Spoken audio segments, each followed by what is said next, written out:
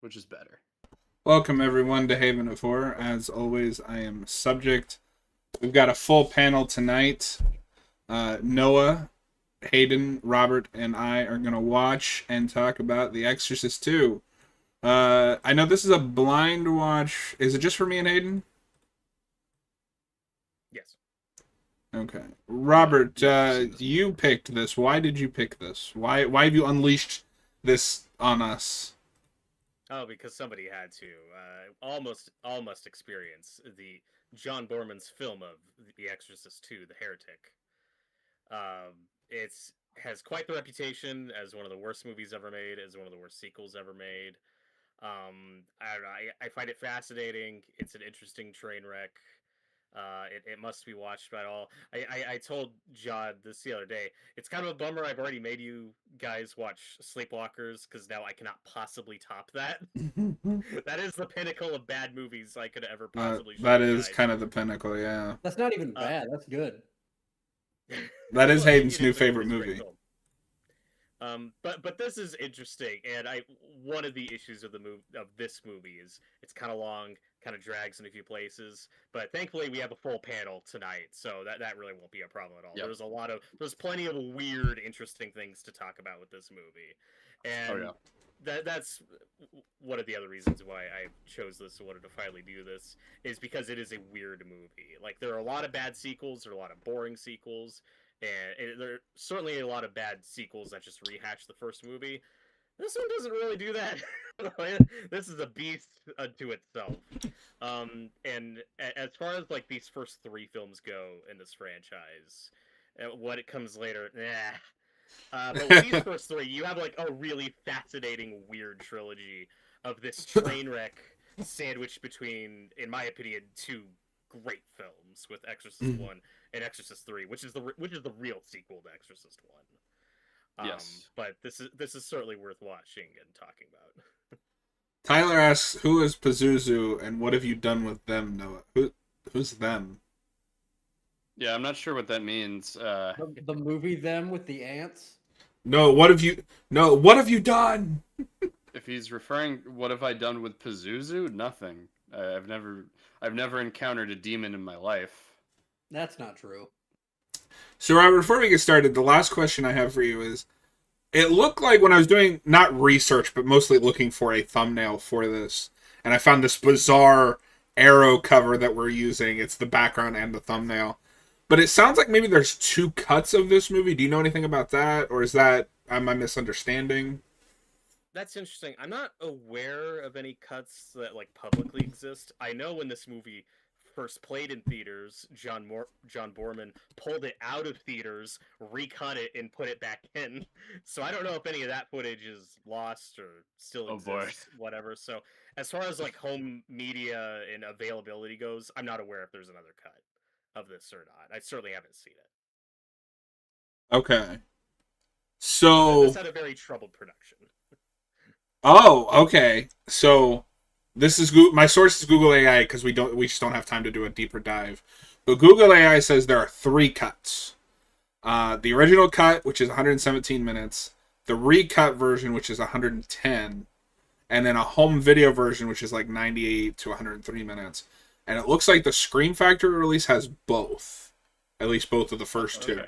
So it looks like that original cut does exist on home media. Mine's 117 minutes. Yeah, mine is the version. 1 I'm hour watching on 57, YouTube. whatever that equals out yeah, to. That'd be Yeah, that'd be yeah, 100. Right. that's what we all should have. Okay. Okay. We're doing Okay. it, the full uncut epic. Okay, your volume is very high and Robert is low. Okay. Pre-Star Wars James Earl Jones. That's true. That's true. He is in this movie. Pre-Vader. Oh yeah. I mean, pre-Vader and post-Vader are the. Yeah. Okay. The two. For anybody in chat, is that better while we're talking? Because apparently, Robert, you were a little low, so I've turned you up a little bit. I could just scream. Oh my god!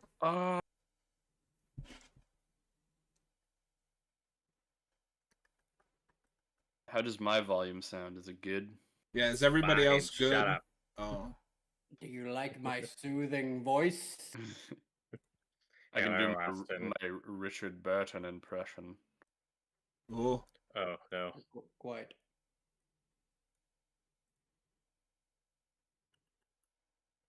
All right. Is everybody at timestamp 0 while we wait for the chat to catch up? Yes. I'm ready. Yes, I'm ready.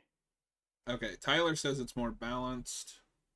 He still hasn't explained who Noah's done something with. It's fine. I'm not gonna. I won't lose sleep over it. We can start the movie. I might. No. Noah's never lost sleep in his life. That's true. No, No, that's what. Because he's always sleeping. I'm definitely not gonna lose any sleep tonight. Okay. Austin says it sounds better. Tyler does as well. All right. Let's go ahead and get started. All right. Everybody get your copy of The Exorcist II to timestamp 0. I believe this is on Tubi, but for time's sake and Robert's mental health, we've all decided to rent this. So there will be no ad breaks. In 3, 2, 1, play. No, last time we did a Tubi movie on stream, it kind of broke all of us. Yes. Yes. Yeah, But When sometimes I- that's part of the fun. I got work tomorrow morning, so I appreciate that we're not doing this on Tubi because No, I and gotta it'll get going right after this. It'll be a little after But- 9, but I'd like to go as close to 9 as possible. Okay. So Max von Sydow did return for this. For He the did? life of me, can't remember anything that he does in this. He's not. Well, this movie has 3 returning actors. Obviously, Linda Blair as Reagan, Max von Sydow as Father Merrin, and also Kitty Wynn as Sharon, that iconic character from the first movie. Sharon! And the reason for that, as you'll see, is they wanted Ellen Burstyn back as the mother, Chris McNeil, and she said, "Fuck no, I'm not doing a sequel." So it's so annoying. So we bring back Reagan. Her mom's just not in this movie, and instead of her mom, we get her mom's assistant, Sharon, who's in a couple scenes in the first one. That's Because we're incredible. looking Yeah. for any connection. I love that the mom wouldn't come back for this, but came back for the Blumhouse soft reboot. Well, Back for that fucking Believer. that was after much negotiating, and when she finally got her money, she donated it all to charity, and then said "fuck you all." So good for her. I Okay. respect that. All right, good on Ellen Bernstein. I'm gonna have to watch Believer. I know it's bad, but No, Oh, you're No. not gonna watch. You don't have to watch Believer. That made my bottom 5 of that year. I think it didn't piss me off as much as it did Robert, but he's That Well, was, and that was your worst of that year, right? I believe so. Because I love The Exorcist. I love Exorcist 3. 2 of my favorites. And Believer, I think, is like one of the worst examples of just a fine, nothing, safe sequel, reboot, whatever you want to call it. It's so cynical and soulless. And as opposed to this film, which is often ranked as the worst in this franchise, for a lot of good reasons. But this is just so much more interesting and memorable than Believer. And I think you guys see what I'm talking about. like obviously I can't speak for sure because I haven't seen it yet. But I feel like when you rank that at the bottom, it's just you're supposed to think this is the worst one at this point. Like, just from what I know, this can't be worse than like 4 or Believer. Yeah, and 4 had its own troubled production. Yeah. What am I looking at? Because 4 is 2 movies. That's a good question. Yeah. Yeah, and I remember Okay, when that came out, because I hadn't seen The Exorcist, but I remember seeing like the poster for the first cut of The Exorcist 4. Right. Being like the beginning. Was that like the beginning or something? The beginning. Yeah. The Rennie Harlan one. Yeah, so here we have Richard Burton as our new priest character, attempting to perform an exorcism. Oh, Tempting. Yeah, Tempting she's is the freaking word. out. Why? Why are you like? Why do you just have like a bunch of people holding her in place? Like, he's freaking out. yeah. They're not doing a good job of it. No, you kind of suck as an exorcist. Oh, Here we go. I mean, that effect's kind of cool. fellas, this movie might be bad. Oh, I think this movie might be better than the first one. Oh no. Oh no. I changed that's it, but my original Letterboxd review this morning when I was kind of tired that I made of 1 was I like this movie, but my ADHD doesn't. oh. But I changed it to it's good. I'm glad I rewatched it. But Yay. my ADHD. That's a movie that gets better with repeat viewings. Yeah, I think so. Put a shirt on. Unlike this. All right, Linda Blair is still pretty young when she makes this too. I think she's Yeah. maybe 18, maybe. I think she's 17 when she films this. Put a shirt on. Which is bad for things that happen later, but we'll get to that. Oh no. Tyler, But, we aren't going to talk about what we're doing next week during the movie. Yeah, we'll get to it later. But speaking of Linda Blair, I do have my mini Reagan. Oh my god, pop that's from the scary. first movie. Very scary. Regan Regan. McNeil. And here here we is have Nurse Ratched, right? yes. I still need to see that movie. Oh, it's wonderful. One Flew Over the Cuckoo's Nest. I don't know if you guys have seen it, but I was thinking about this.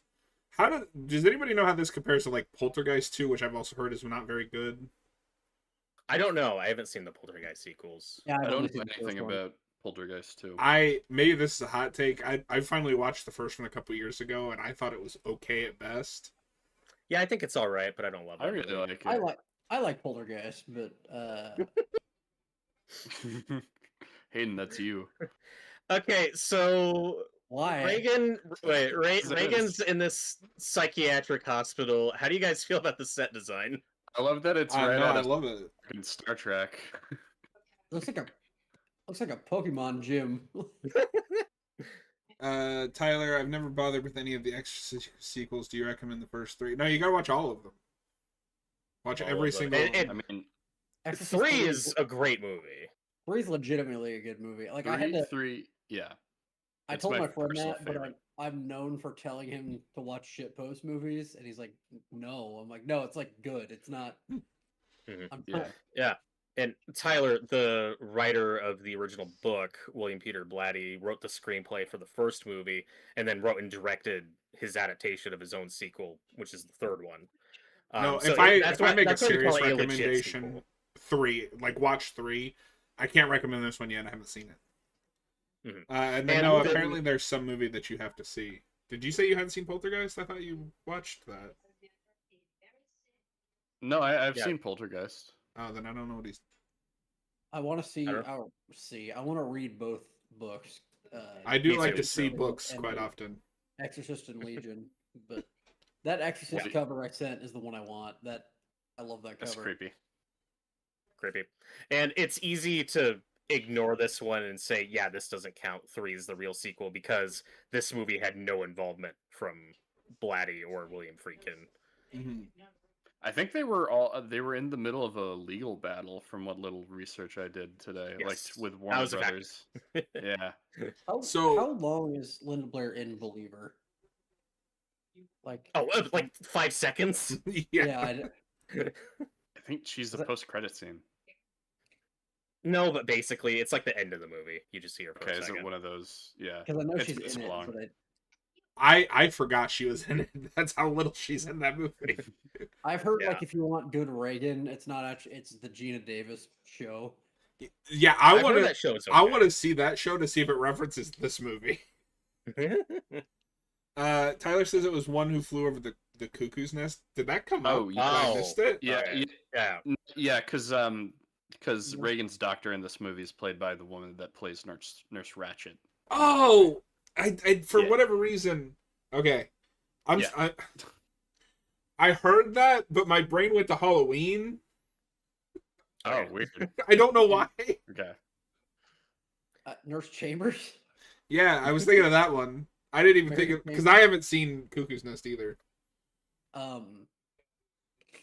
Real quick, fun Cuckoo's Nest fun fact. As a Transformers fan, when Bob Budiansky was naming all the Autobots, he had just watched One Flew Over the Cuckoo's Nest, so he named the medic Ratchet because he just watched that movie.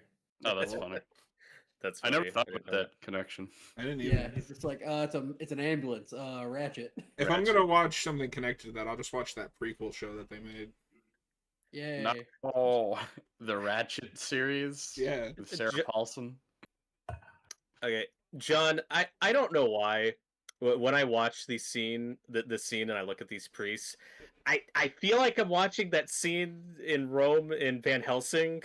Like I keep waiting for this guy to give Richard Burton the crossbow and like, here, go shoot Linda Blair. I would love if this movie devolved into that. That's about on the level of stuff that happens later in this. Yay.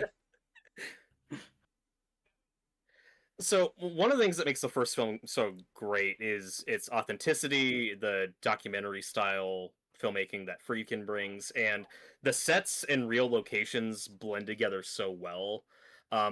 This film does not have that. This is a very expensive movie, but I always feel like I'm looking at a set and not somewhere real.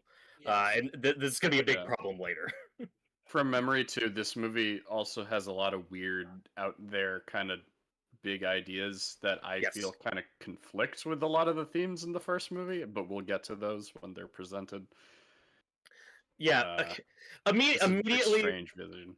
Yeah, okay, John. Immediately, this is where I have some questions.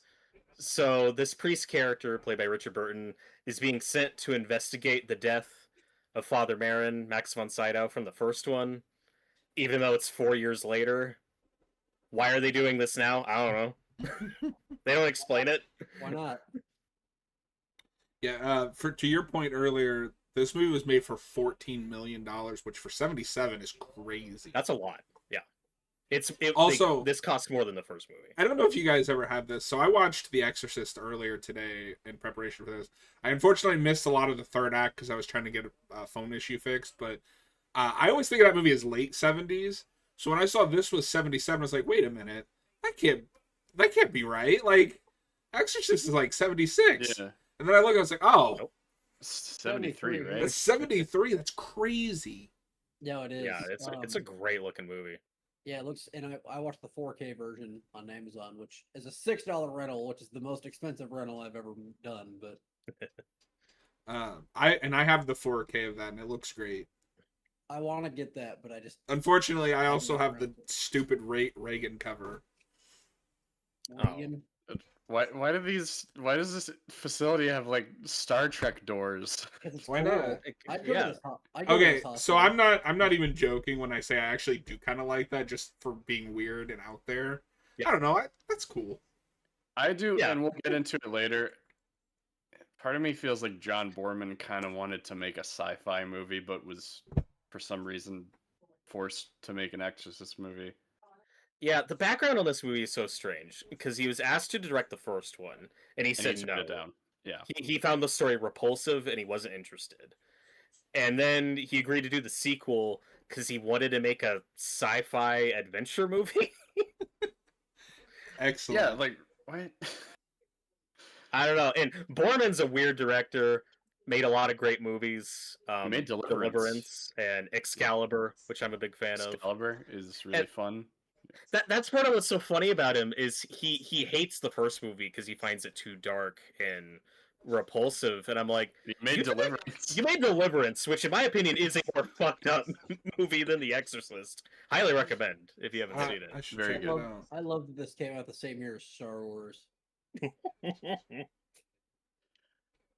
Yeah, I mean, I get why he was picked for a director for a sequel to The Exorcist, because Deliverance is a very grounded, disturbing movie, but... To give this movie a little bit of credit up front, I like the idea that she's kind of repressed the first movie with how fucked up that whole situation was. Yeah, and that even tracks with the first one, because at the end, like, it looks like she doesn't remember what happened. Yeah. So you say... Sorry. Yeah, go ahead and I'll make my point. Sorry. Okay, one of my problems with the setup of this movie is I don't know why Reagan is in this hospital. Like you're talking about, John, like the repressed memories, and I get that, but there's not really an inciting incident for it. And I don't know why her mother is okay with this, because the psychiatrist is like wanting to unlock her memories and figure out what happened, but I'm like, why though? She was fine. Like, yeah. So they talk about her having like nightmares and stuff, but you need to show that.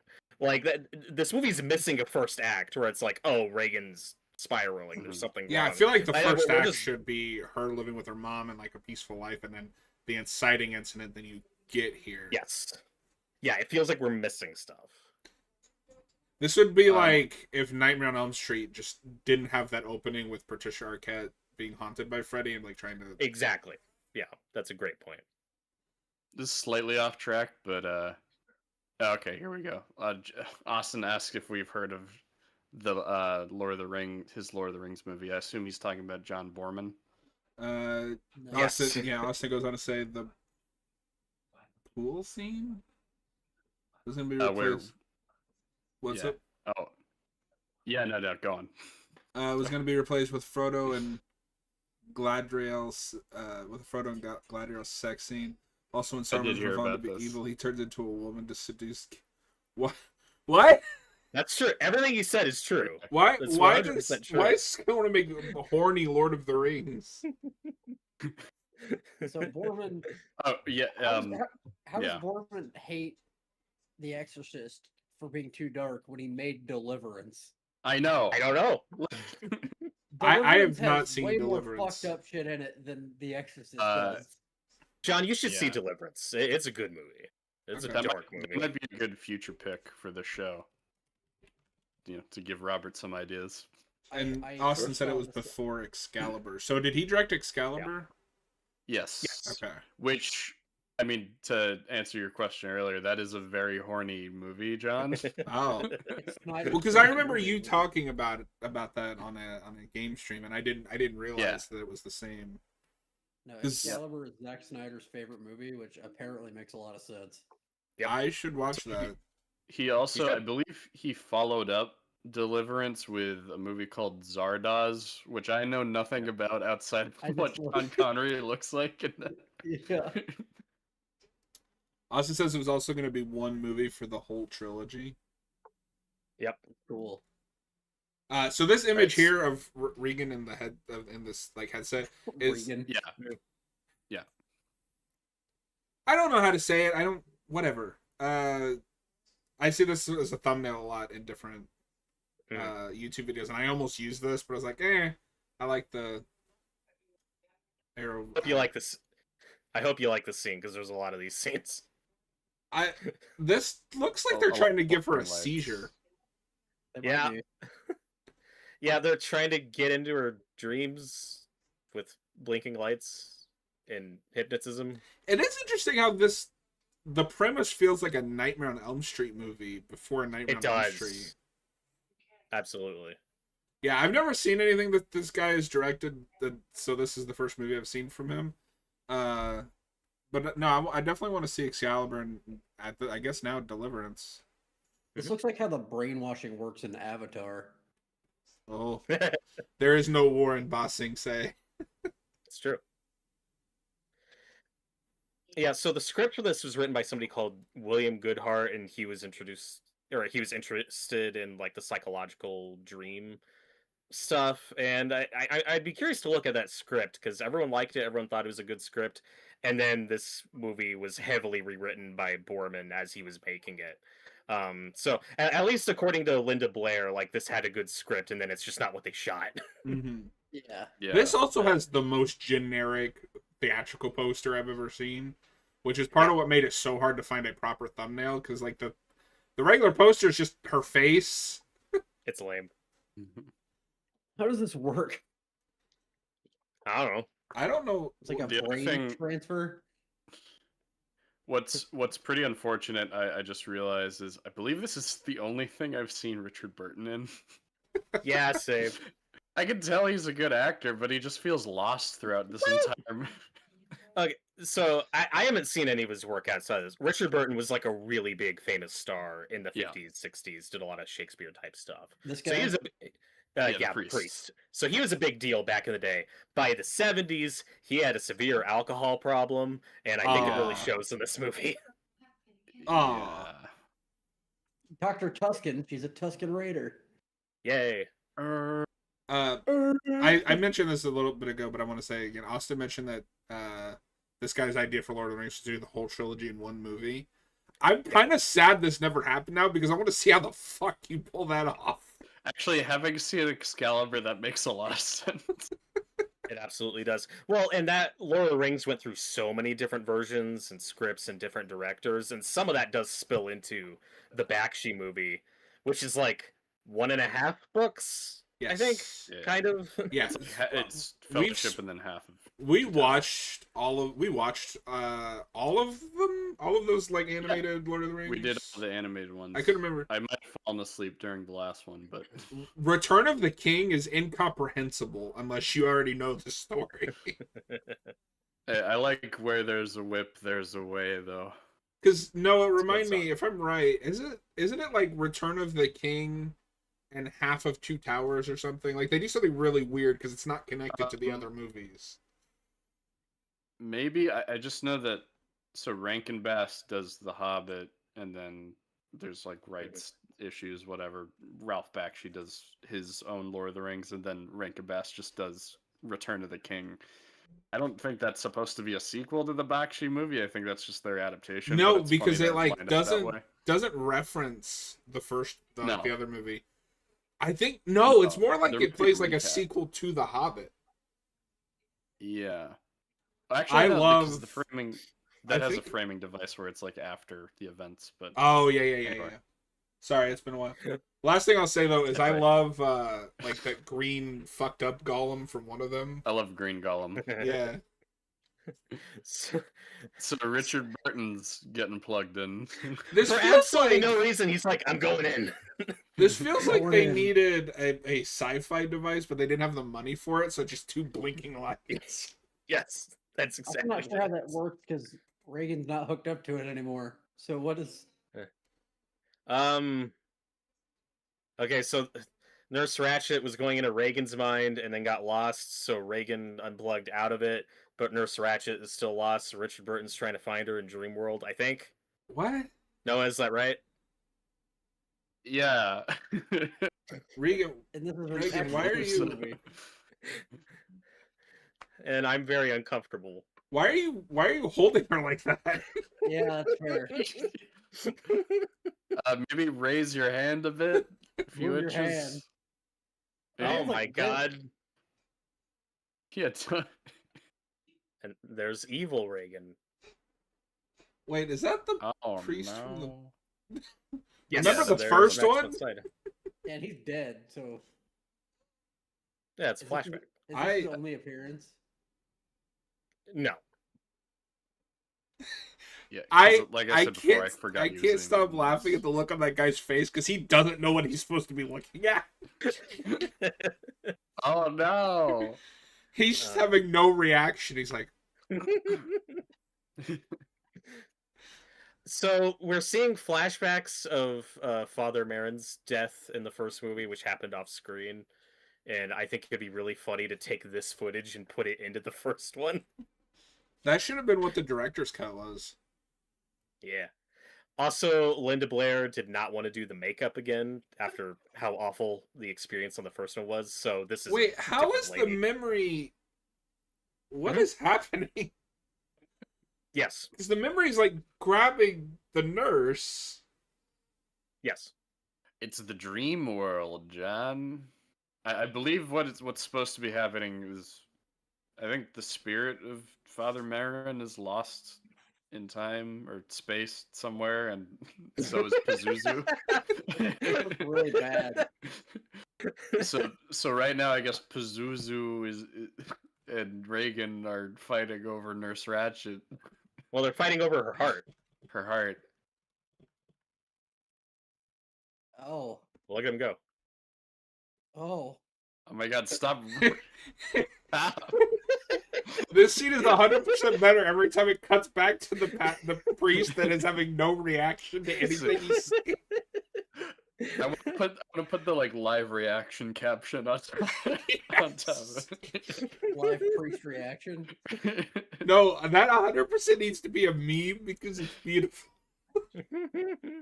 I'll make that. Now, live reaction is one of the best memes. Live slug reaction. I have one saved on my phone that just says live man reaction, and it's Keaton from The Flash, but they've taken the ears off. Yeah, it's man. It's man. Yeah. We love man. Is he stupid? Well, that scene was weird. What did we learn? We learned that priest doesn't know what he's looking at. Is he stupid? Yeah. Well, and that is his performance for a lot of this movie. Noah said he looks lost and confused. I can't tell how much of that is on purpose or just the alcoholism. Oh. Apparently, he had to be just like fed a lot of his lines on set, and then just repeat them as they're filming. Yeah, and then coincidentally, Jason Miller, who's in the first one, comes back in 3, and he also had struggles with alcoholism, but I think turns in an awesome performance in 3. So Yeah. the lesson to learn, kids, is you can be an alcoholic, but that is not an excuse for being a bad actor. It's true. If there's anything you should take from this, it's that. It's true. Maybe it's just because I like his voice. I'm getting fooled into thinking he's a good actor. Well, he was a big deal in the 50s. It's like there's such a backhanded compliment. Like, I can tell this guy was a good actor. He's got that gravitas. He has that voice. He's just not giving a good performance. It's just unfortunate that this is the way I was introduced to him. Yeah, exactly. Yeah. Same with Nurse Ratched, honestly. I don't know if I've seen her in anything else. And why are kids rolling a styrofoam ring in the background? Yeah. I love when there's just weird shit going on in the background.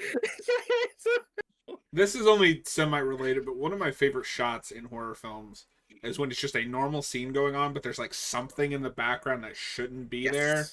That shit is terrifying. Yeah. Mm-hmm. Like in a Hill House. Yeah. Why is he looking at the camera? Oh God, he's staring at me. It looks like he disassociated for a second. It's just like, why am I in this movie? It was horrible, utterly horrible, and fascinating. But fascinating. Richard, we gotta get another take of that. No. I don't know. So far, I'm kind of loving this movie. Okay, yeah. I guess my prediction was wrong. I kind of thought you'd hate this movie. I'm not vibing with it. It doesn't seem that funny bad yet. Okay. Oh. All right. I should have known it would be Hadan. Somebody has to be the Debbie Downer. Reagan drew a picture of you. What the fuck? It's David Bowie. Why is it like David Bowie with horns? It's Demon Bowie. That's what David Bowie looks like. Aww. It's David Bowie from Twin Peaks Fire Walk with Me. David Bowie's real form. He's a demon. Final form. Richard, we didn't say cut. Come back. No, there's no Jack Daniels that way, Wolverine. Now it's just like a hospital. Yeah. It is a hospital. Well, you know what I mean. No. Maybe too late. Maybe too late. Maybe too late. And beyond that. And beyond that. Yeah, this is one of those movies where I like to call just stuff happens the movie. Yeah, stuff so most happens. because I've seen this one time before. I think when I was watching all the Exorcist movies leading up to Believer. And wait, all what? of what I can. Oh fuck! Why did that happen? I'll call the fire. Get a fire extinguisher. What, No, what you is he wouldn't beating him?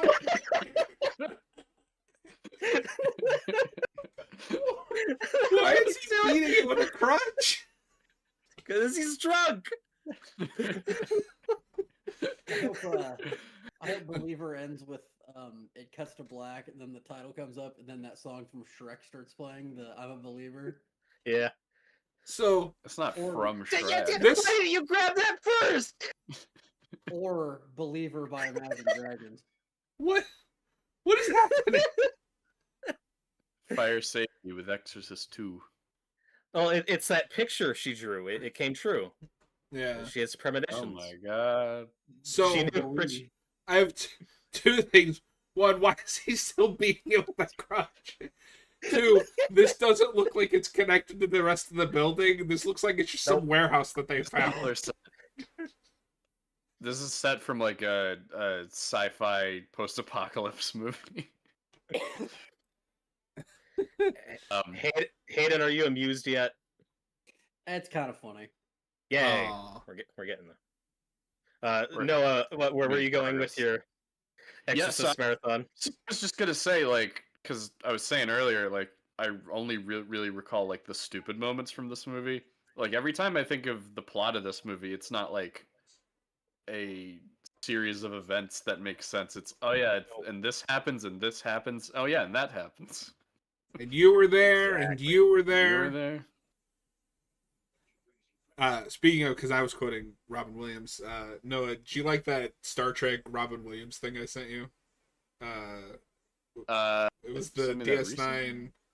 Oh yes, yeah, that was. Yeah, that was a Robin Williams bit. I didn't understand it, but I was like, it's Star Trek. The old Hayden special, but I'll be right back. Okay. Ah, Hadan is And gone. it's gonna happen. And Yeah. then there were 3.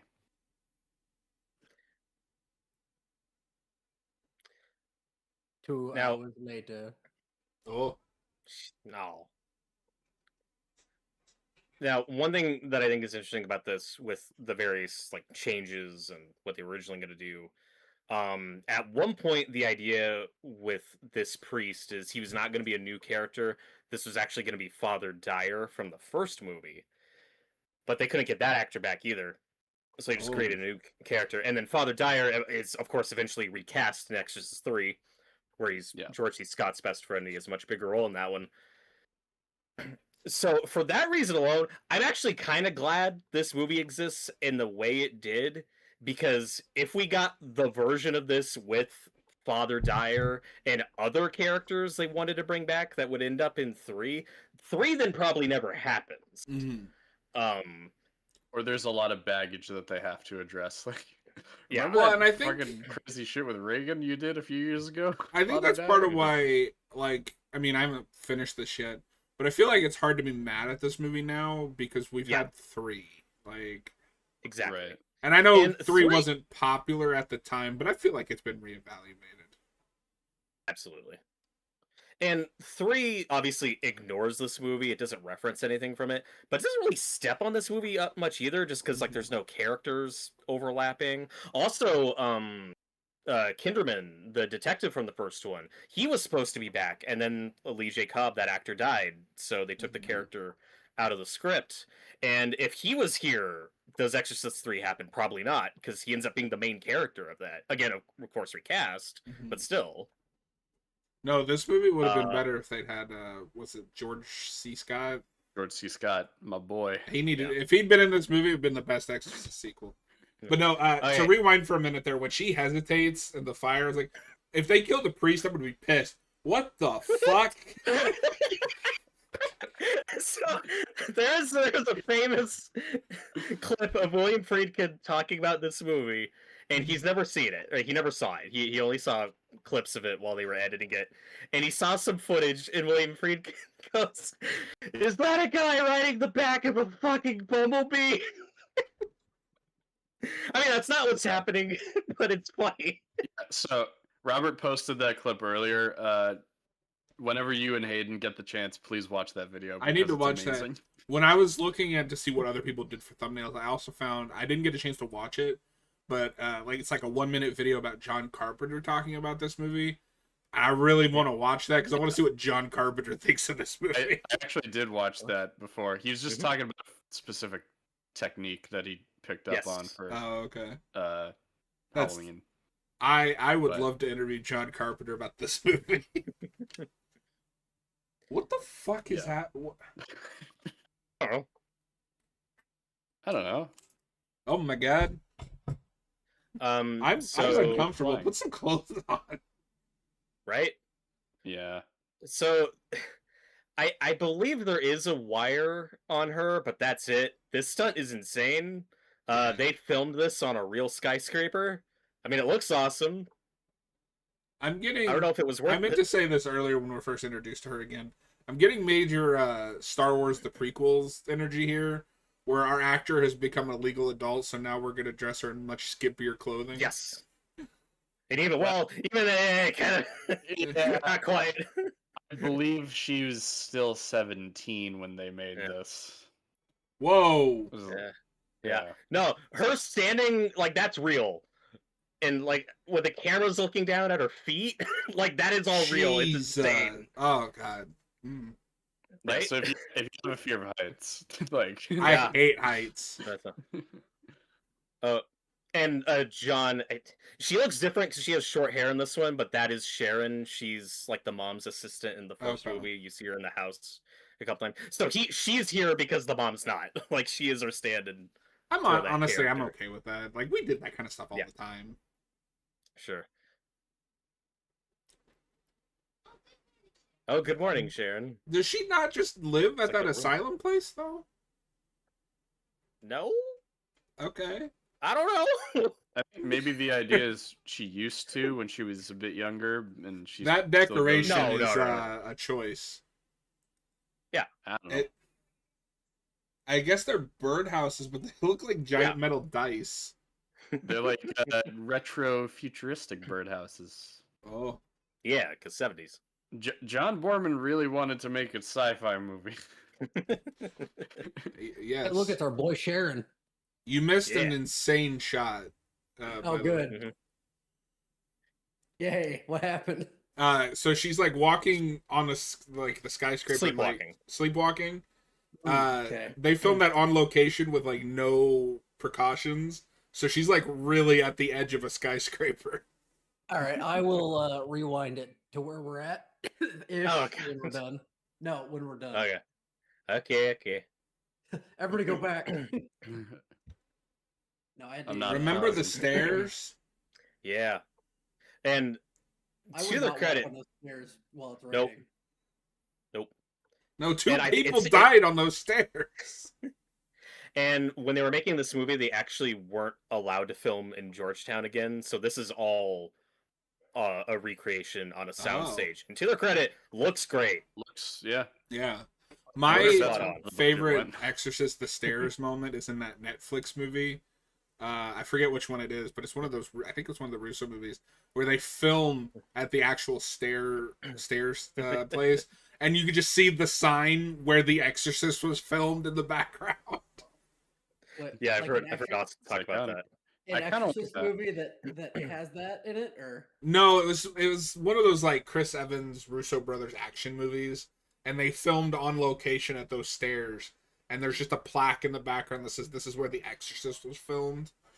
Oh, I kind of want to go visit those stairs. Like, no, it's like I'm gonna jump down them and see if it'll really kill me.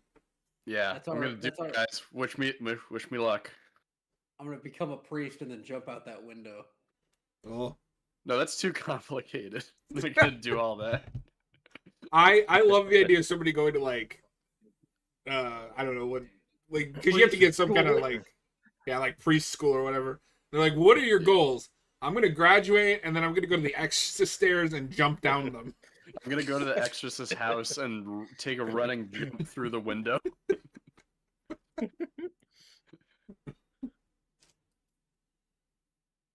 My coworker didn't get it earlier when I said he said something about chucking something out the window. I'm like, speaking of jumping out windows, I watched The Exorcist earlier. Oh, I do like that a demon main form of murder is throwing people out of windows. No, Hayden, that's not what happened. That was him murdering the demon. He sacrificed himself. Yeah, but the first time. To be fair, the demon also did kill was someone that way. Yeah. Yeah, the first I okay. Especially because I hadn't seen The Exorcist until a few years ago, but it's interesting talking to people because you can tell how much historical perspective they have with films based on the reaction to that movie. Because I've heard quite a few people be like, oh, that movie wasn't scary. I'm like, well, yeah, but it came out in like 1973. The standards were different. It's still a good movie. Yeah. That is the complete wrong mindset to have if you've never seen The Exorcist, especially, going into. And I will maintain that a couple of those scenes are more uncomfortable than anything I've seen in a modern horror film. Yeah. There is some messed up stuff that happens in that movie that none of these other movies will even touch. No, that crucifix scene makes me uncomfortable. Yeah. Yeah, well, I'm not going to even say it now, but the part that I keep forgetting about that I noticed or remembered this time, I'm like, God damn. And that was one of my problems with Believer, where it's like that movie might as well be PG-13. It's so safe. It just feels like another Exorcist ripoff. Yep. Because the biggest thing I hate about The Exorcist, and this isn't this movie's fault, and I don't actually subtract like any love for that movie for it because of it, is it spawned one of the shittiest genres of all time. The exorcism genre. I fucking hate exorcism movies. Part of why I didn't watch The Exorcist. We should watch The Pope's Exorcist. I've seen it. John and I have seen it. Oh, Locust. No, are you ready for the sequel? Jurassic Park Dominion. Yeah. Yeah, okay. So if you thought that movie was obsessed with locusts... Oh, you're in for a treat. Yay. I kind of figured there would be some kind of locust motif because of that artwork that I'm using. They should do the Plague of Frogs. Yeah. Honestly, frogs are not a thing we do enough in like horror films. Except for frogs. Yeah, no. Yeah, which I remember even being really boring, but I haven't seen it. Sam in like 20 Elliott's years. in it. So at least with this, the locust motif makes more sense because it's a thing in the Bible. Yeah, sure. It's a little bit more out of place in Jurassic World Dominion. Wait, you mean the dinosaur movie has out of place locusts? Yeah. Jurassic Bug. I will say so far, I think this priest is my favorite character in this movie, but I can't tell if that's ironically because he doesn't know where he's at. Ever do your priest impression? No. It was horrible. Utterly horrible. No, is that it? Is that your priest impression? Yeah. Yeah. Yeah. Yeah. No, I'm not gonna even attempt to do his voice. It must be difficult. He so the one thing I know Richard Burton from is very weird and specific. He narrated a concept album that is a musical version of The War of the Worlds. Oh. So Jeff Wayne's musical version of The War of the Worlds. It's like kind of like disco influenced 70s like art rock. It's kind of cool. It's cool. Are we just gonna not talk about her flirting with him? She said, "Do you ever need a woman, father?" No, I don't. Whoa! Whoa! Oh, hey, we're back here. Yay! Light bulb. It's very strange how this movie is hated, but I can think of at least a few movies that are borrowing from this. I don't know if intentionally or not. Yeah. Well, like I said, this movie is a train wreck. Does it deserve its reputation as one of the worst movies ever made? I don't think so. What the fuck am I looking at? I don't like that. Put that thing away. Hey, look, it's Max von Sydow. Hey, he's not aged up this time. Yeah. That's one of my big disappointments with this movie is we get to, because this was mentioned in the first one that he performed in Exorcism in Africa like decades ago. That's like the only plot thing besides Reagan that we're riffing on. So we get some snippets of flashbacks to that. So it is cool to see Max von Sydow as this character, but without the old age makeup. I just wish we got more of that. Like, I feel like if you're following up The Exorcist, you could just make a prequel movie about him with that actor. Well, what's insane too, at least now, And then is we have a prequel movie, but that's not what that's about either, is it? No, that is. That's the. Oh, okay. I'm pretty sure that's the. No, I love that you're the only one that I know of that's seen that movie, and you can't explain to me what it's about. Look, both of those movies are really boring. And oh my god! Different. The Paul Schrader one's a bit better, but it's still not great. And they're definitely ignoring this. Like, by that point, they're saying, yeah, this one isn't canon, because those do not match up. Can Mike Flanagan's Exorcist movie just be a remake of this? Yeah. I hope so. And Noah, if you're not gonna just do a Father Merrin prequel with Max von Sydow, I would have liked if this went like a Godfather 2 route, where we're jumping back and forth more evenly with the flashbacks and then the present day Reagan stuff. That could have been cool. Yeah. Because I feel like he's just kind of wasted here. You only see him in snippets. I am Pazuzu. He said the thing. So Pazuzu. Rita Repulsa. That I think that the Pazuzu of it all in this movie should be one of the biggest examples of not everything that works in a book works on film.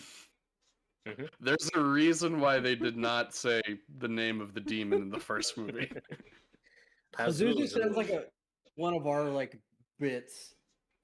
Pazuzu. I have this audio as one of the Discord sounds that you could play. Yes. Which audio? Him saying Pazuzu. Yeah, that's a sound effect. And now we're flying. Yay! We're not flying, we're falling with style. You will believe that I what can the fly. fuck? So when they mentioned Father Merrin performing that exorcism decades ago in Africa in the first movie, is this what you pictured? No. Yes. Yes. This is better than anything I could have pictured. But it's also like some Evil Dead vision, right? Yeah. And no, this movie's on crack. Yes. Yeah, Evil Dead is kind of Sam Raimi is a fan of this. That sound that is playing is a choice. I don't like it. This feels questionable for several reasons. I should mention that the score of this movie is done by my guy Ennio Morricone, who I typically love. I'm gonna be honest. I saw his name.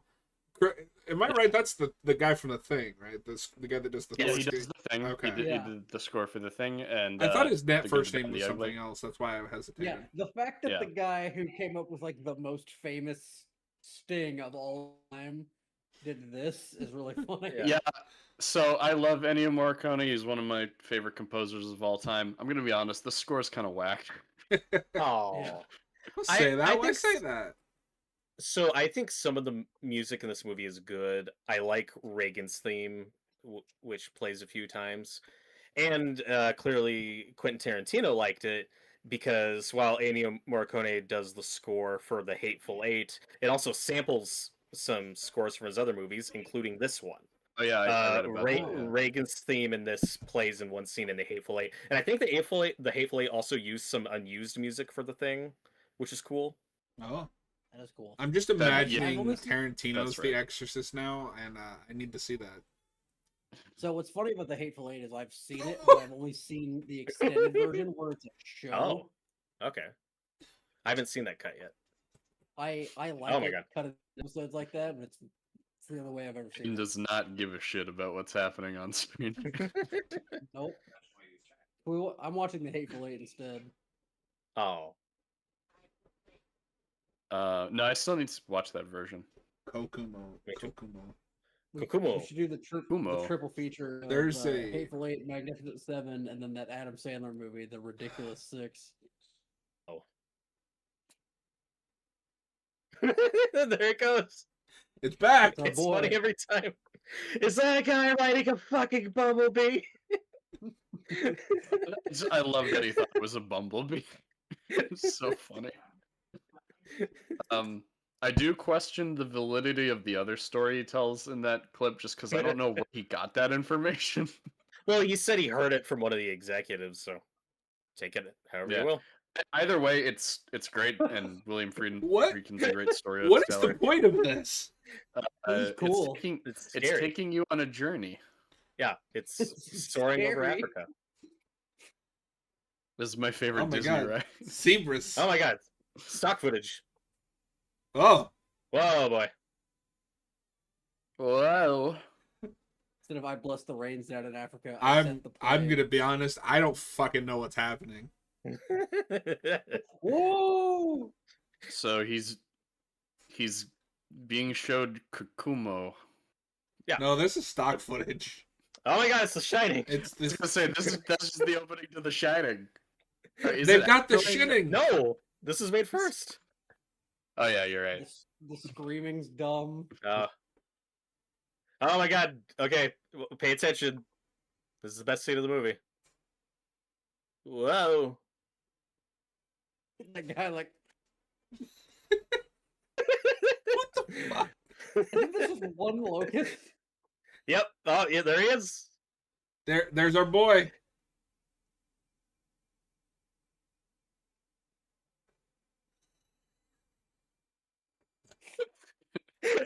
Yay! Meow. he turned into the MGM lion. This is decades Oh my before God. he would play a lion. Darth true. Vader scared Pazuzu. Is that Locust Pazuzu? I don't understand. Pazuzu? But I think that was the specific scene John Carpenter was talking about that impressed him, that Steadicam shot. Because technically, like, it's an impressive shot. Honestly, so far, at least just directing wise, this isn't that far, like, much of a step down, I think. No. It's everything else that is like, what the fuck? Yeah. I hope No, this John movie Boorman's a good embodies director. Steadicam. I also love that he delivered that whole dialogue about the leopard with the same face that he said everything else in this movie. Yeah. John Carpenter watched that clip of James Earl Jones roaring at the camera and was like, "Yes, I will use this." Oh, make it Halloween. Remember that scene when Donald Pleasance roared into the camera? Yeah. Yeah. Get your ass away from here. Don't put your hat on that. What are you doing? What are you doing? I don't know if this is going to sound weird. Linda Blair looks like a teenage girl with the face of a 12-year-old. No, that makes sense. Yeah, she still has that pudgy face. Yeah, this is the literal midpoint between Exorcist Linda Blair and 80s exploitation Linda Blair. This is the transitional film. Oh my god.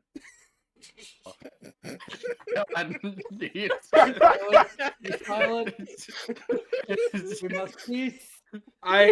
Part of that is just because of our sense of humor, but that was the funniest thing I've heard in this movie. You horrible person. Everybody relax. Robert, I don't remember if you've seen it, but this is a little Hellraiser 2. Yeah, I can see that. I mean, Hellraiser 2 is good. So is this.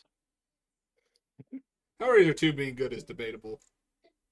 Oh, Reagan, why would you tell her that? Oh, I was possessed by a demon. Don't even worry about it. Don't tell a little girl that. It's gone. It's fine. Okay. Don't worry, he's good. But to be fair, I like that choice that she's completely disassociated from that. To her, that's just something that happened. Like, she doesn't think of it as good or bad. It's just a fact. Sure. If this was a better movie, that might be interesting. Yeah. That girl stuttering out that she's autistic is the greatest thing that's happened to this movie so far. John's gonna say that every day for the rest of his life. Also, was 1977's understanding of autism that you can't speak? Like, I guess. Yeah.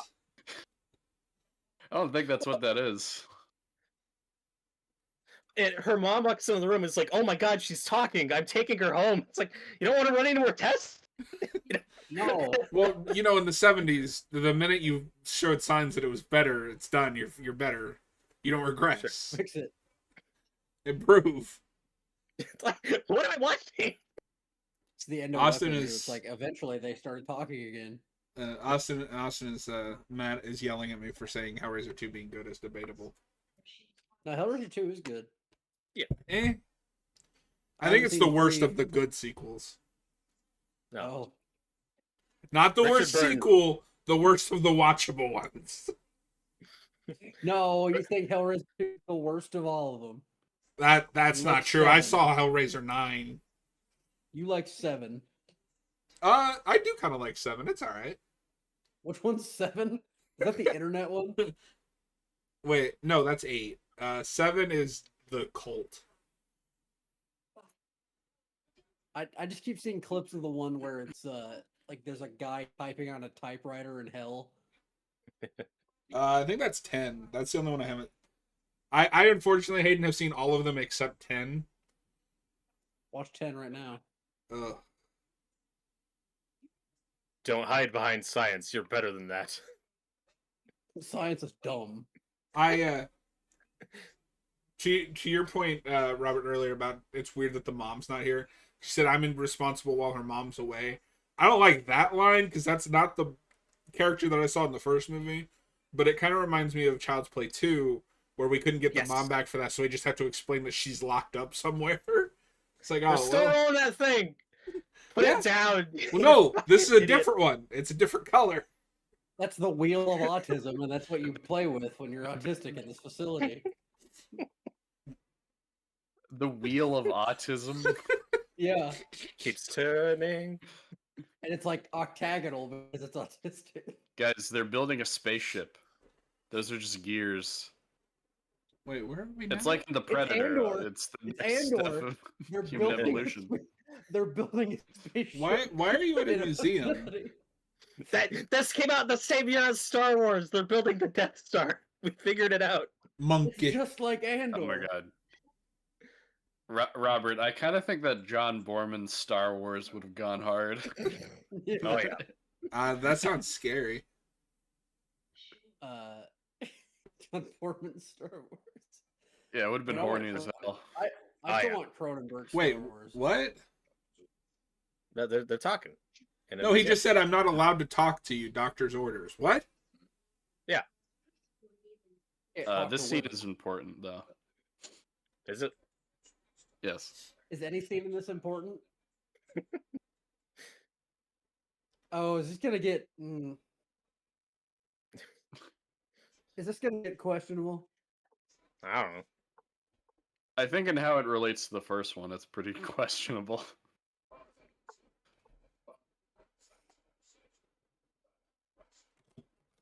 Well, I was worried because you said earlier that her being 17 when she filmed this was important later, and I was worried that meant Yeah. this. Oh, not yet. So, one of my issues with the plot of this movie is I don't really understand what the driving force or goal is. It's like we're just trying to figure out what's going on with Reagan and what happened in the past, but why though?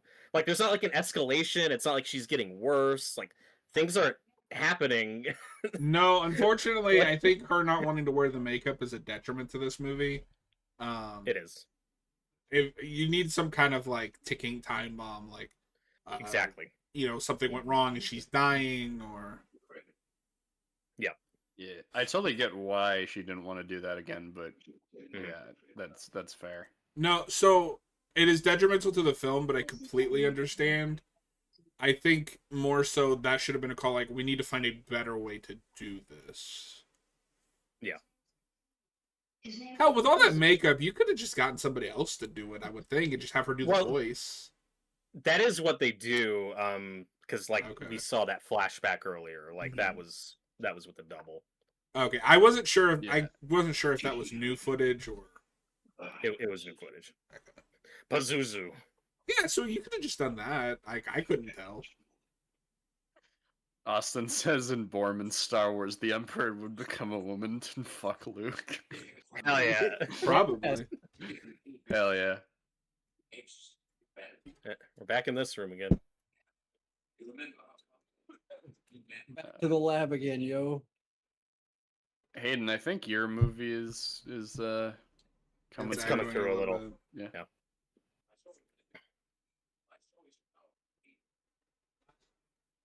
Evil. And this is the scene where Richard Evil. This is the scene where Richard Burton gets in trouble with the police chief. I mean priest. Oh. For a second, I thought you were gonna say Richard Pryor. He should be in this movie. Well, he was in The Exorcist II. What? What? On SNL. On SNL. Oh. Oh, I didn't know that. Yeah. That's a famous sketch. Richard Pryor's playing the priest, and the little girl's like, it doesn't literally say this, but it is riffing on the "your mother sucks cocks in hell," and he's like, "Don't you talk about my mother like that!" Just beating the shit out of her. That's just kind of what happens in the real movie. Oh, she's back. She's on that skyscraper again. And he's what? He's for real in Africa. Okay, so the scene we just watched is the guy in charge being like, "I don't like you, Richard Burton. You're a loose cannon. Give me your Bible, your badge. You're out of here." And then he's just here. I don't know how. He's got rogue. It's the scene from Mission Impossible 2. The Why Vatican is he doesn't here? know about this. I'm going rogue. We're going. This is like Priest Man Begins. There's That'd a be rare cool. blue flower.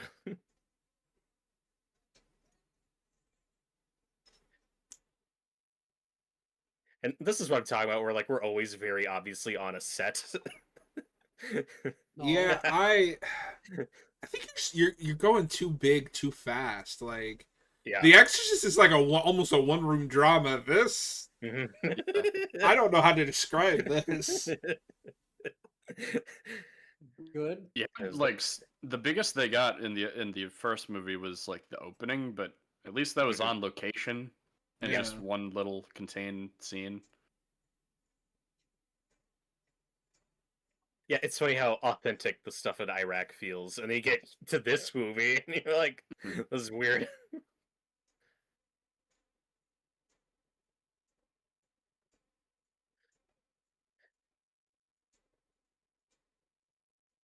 My favorite scene in this movie is the one where Richard Burton looks confused. Oh. Excuse me, I'm looking for a man that roars like a leopard.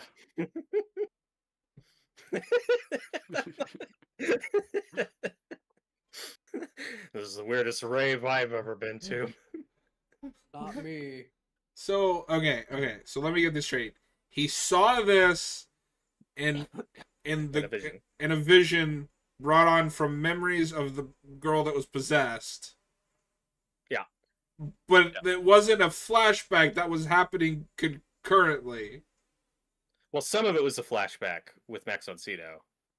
Okay. So this is totally maybe it's not a retcon, but the idea in this movie is that the demon that possessed Reagan is the same demon Pazuzu that possessed that boy in Africa decades ago. So we are saying in this that was the same demon. And that's how those I would love to see how somebody makes a sequel to this movie. Exorcist 2 Part 2. Exorcist 2-2. 2.5. Yeah. Well, no, 2.5 it just would be like another cut. The Exorcist 2.5. Yeah. Like Lion King. Richard Burton is the Pumbaa of the Exorcist movies, I'd say. What about John Borman's Lion King? Yeah. I don't want to see that. I mean, Don't drink that. He could have done Hamlet or some other like Shakespeare thing. So what is he trying to track down? Pazuzu? Yeah. I'm looking for a demon. I'm looking Also for Burton Pazuzu. Has anybody seen this locust? The I would love if he just had a picture of that locust and walked around trying to... Flapping its wings. if they can make the Ring versus the Grudge, where's the Omen versus the Exorcist? Hell yeah. That'd be big. John told me that Ring versus Grudge is really funny. Yeah, it is, yeah. Okay. So I don't think it's clear in the movie yet. So, John, for some background, so the boy in Africa that was possessed, he grows up and becomes James Earl Jones. That's who that character is supposed to be. So at some point, Richard Burton is looking for that kid who is James Earl Jones. I don't know why, but that's what we're doing. You can interview him about being possessed, so you can avoid getting repossessed. James Earl Jones should have been repossessed. When are we doing repossessed? By a car dealership? Tomorrow. No, the Exorcist parody, repossessed. Why is that railing unfinished? Why is there just a gap right there? It's still unsafe. Well, they were. It was designed by the same people that worked on the Death Star. Oh, okay. Yeah, that actually makes sense. This is a Star Wars prequel. Yep. You're gonna go into the sink? No, go to the bathroom. Don't use the sink. Oh.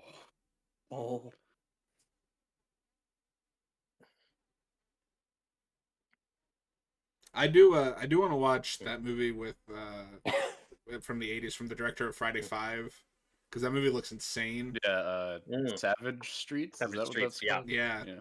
I need to see that. I think Austin was talking about that earlier. Sorry, I've been having a coughing fit all day. It's good. You gonna live over there? Nope. Yay! I'm gonna die on stream. Yay! As long as you get a subscriber, it's fine. That's kind of unfortunate too, because I think Linda Blair was either retiring from acting before this, or like just wanted to go in a different. Because I know that she was trying to be like a veterinarian or something before she got the script for this movie, and she kept turning it down.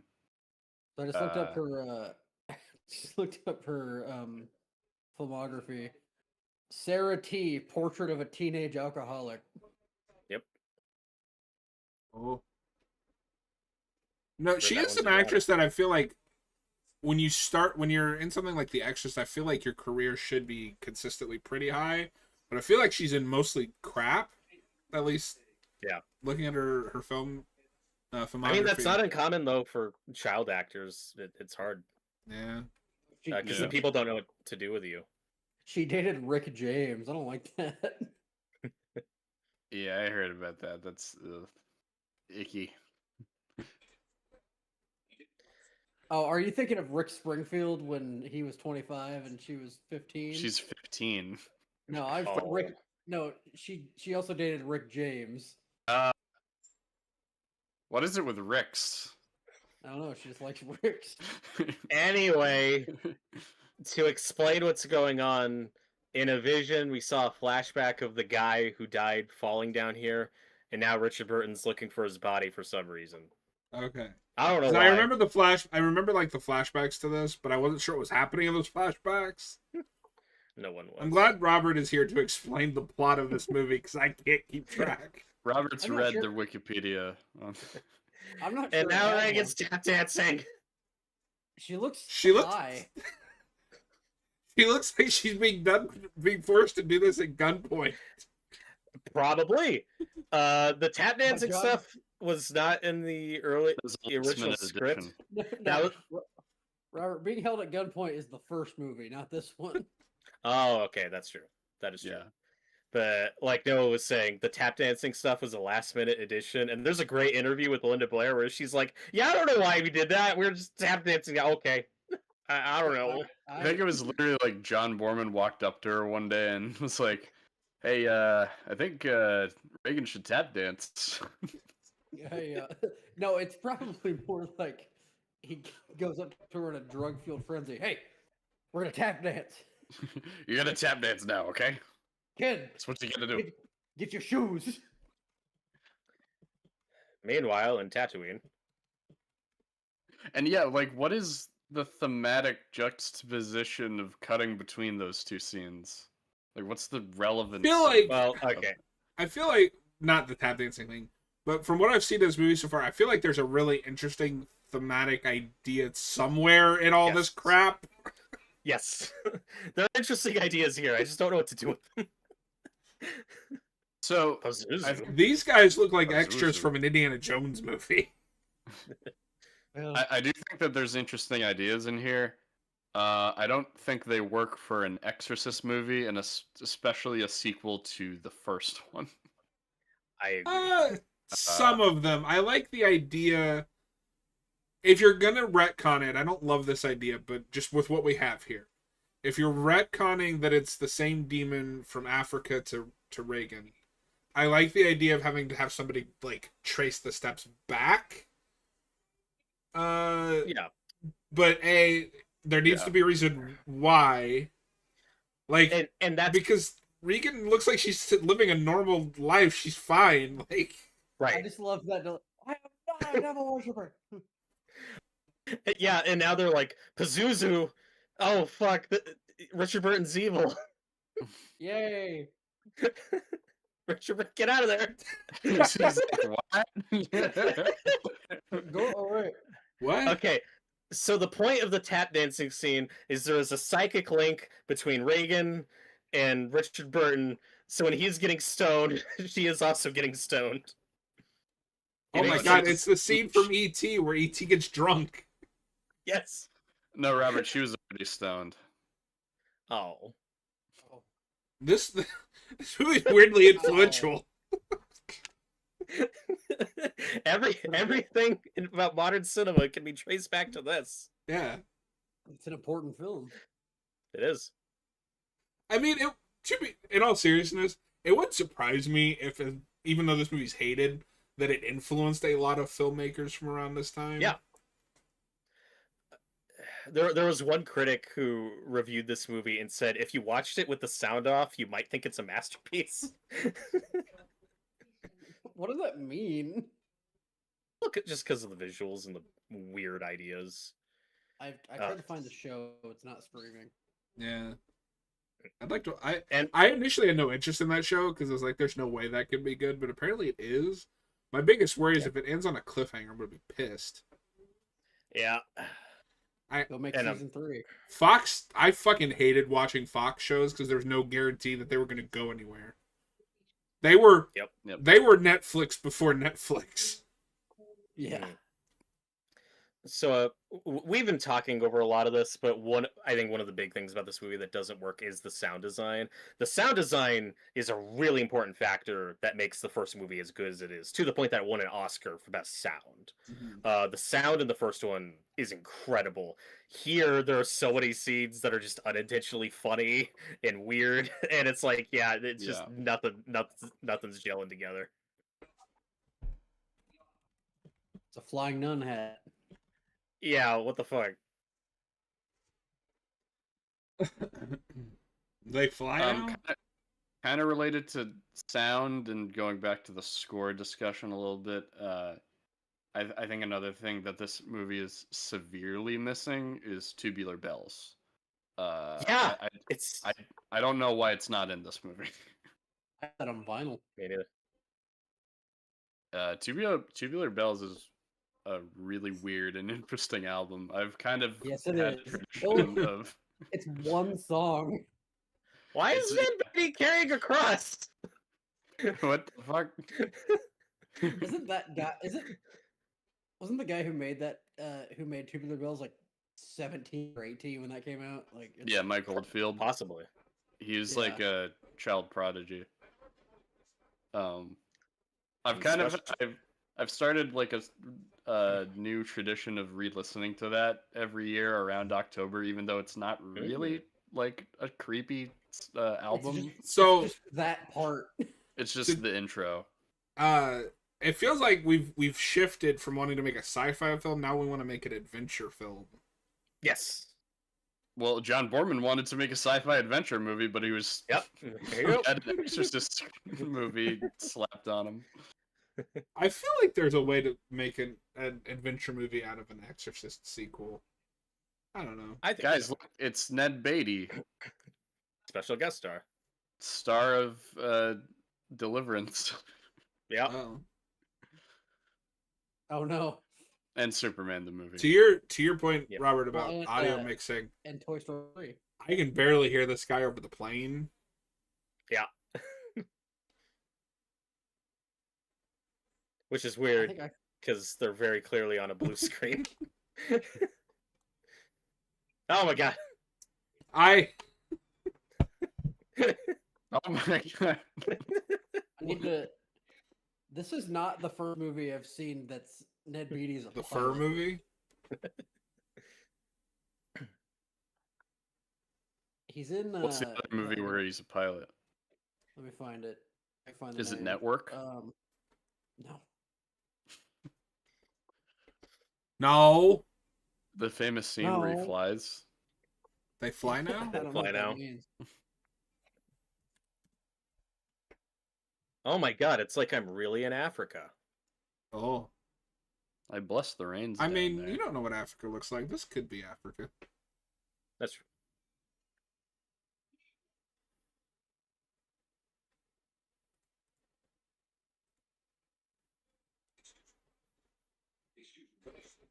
Excuse me, can I have your fez? I wear fezzes now. Fezzes are cool. No, So it's based on I'm a sorry. a children's book, Hatchet, and it's called Oh. A Cry in the. It's called A Cry in the Wild. oh, And they did make a movie about that. Yeah, I was gonna say Yeah. I've heard of those books. Robert, then you and he I was the talked pilot about of- that when we did the first Hatchet movie. Remember the Hatchet books? Yeah. No, I loved that first book as a kid. I want Victor he's the Crowley to pilot. show up in one of those books. he's the pilot that has a heart attack while flying the plane and crashes, which is why he's on the island. Oh, okay. Oh, Yeah. okay. No, there's a few of them, but the first book is just about a kid that crashes on an island, like him having to survive. That's why it's called Hatchet, because the only thing he has on the island available to him is a hatchet. Mhm. The Until only he like swims to find the plane and finds a gun later. Yeah. No, I read that book a lot, and then the only one I remember of the sequels is there's one where he just gets fed up with society because he does get rescued. It's like, I'm going back to the island. That things make sense Going there. back. Amazing.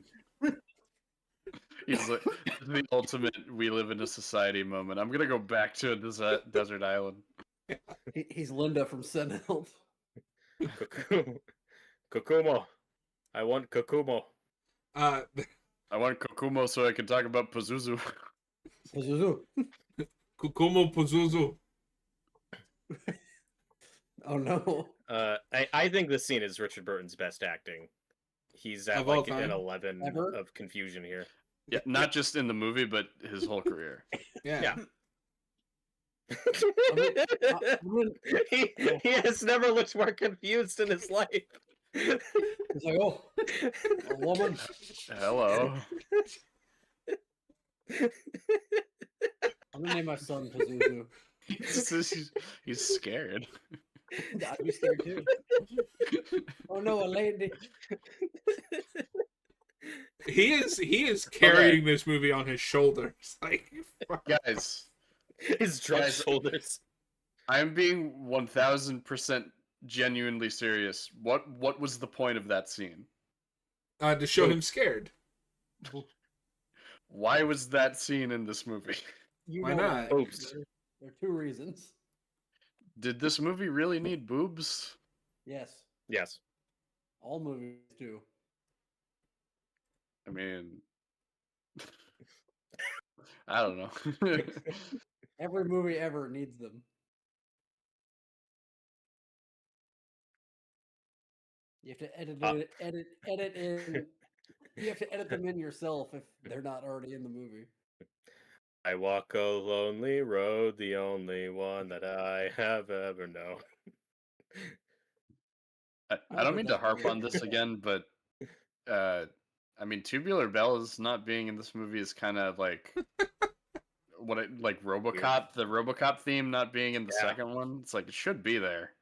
My favorite part of Tubular Bells is the random like symbol where it's like ding. I must find Kukumo. We know. I must go now. Because even this music is like passable, I guess, but it's not up to some of the better stuff I've heard from Morricone. You're just a hater. I am a hater. I don't know. It just feels real generic. Call me by my dream name. I don't answer my slave name. Snap. I don't think you can say that on stream. That's fine. Evil. He says evil so many times. Evil. And he does kind of say evil like Mermaid Man, just a little bit. Ernest Borgnine. Evil. Kokumo. Every villain is lemons. Otherwise known as evil. You're good at that. Thank you. I believe my letterbox review for this is just take a shot every time they say Pazuzu. Or evil. Or Kokomo. Pagugu. No, I got it. There he is. Yay. Let's take off Mothra's mask. Oh my god, it's James Earl Jones. Mothra. Yep. Yeah. Mothra. Yeah.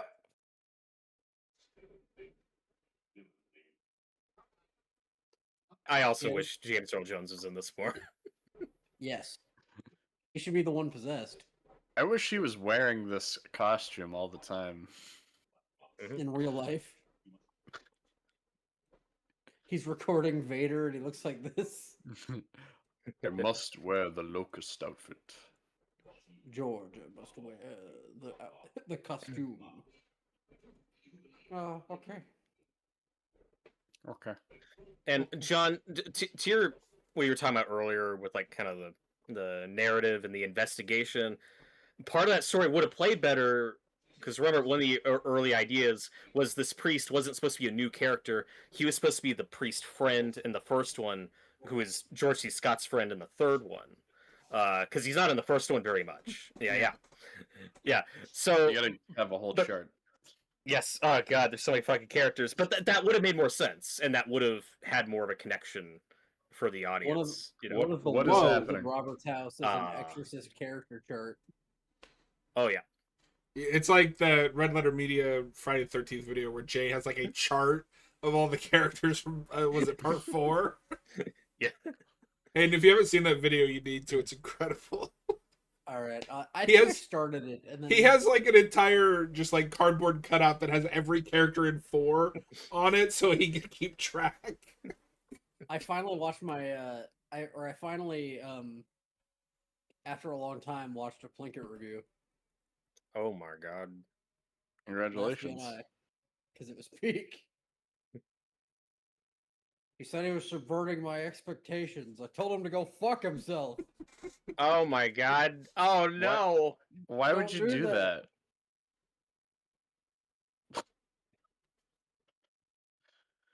What? Is he just like he's just like a guy? Yeah, he's just like he's been a guy this whole time. What are you talking about? Yeah.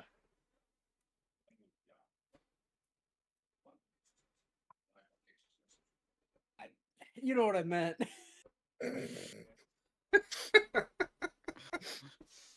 No, tell us. What did you mean? He's a man wearing clothes and not a locust costume.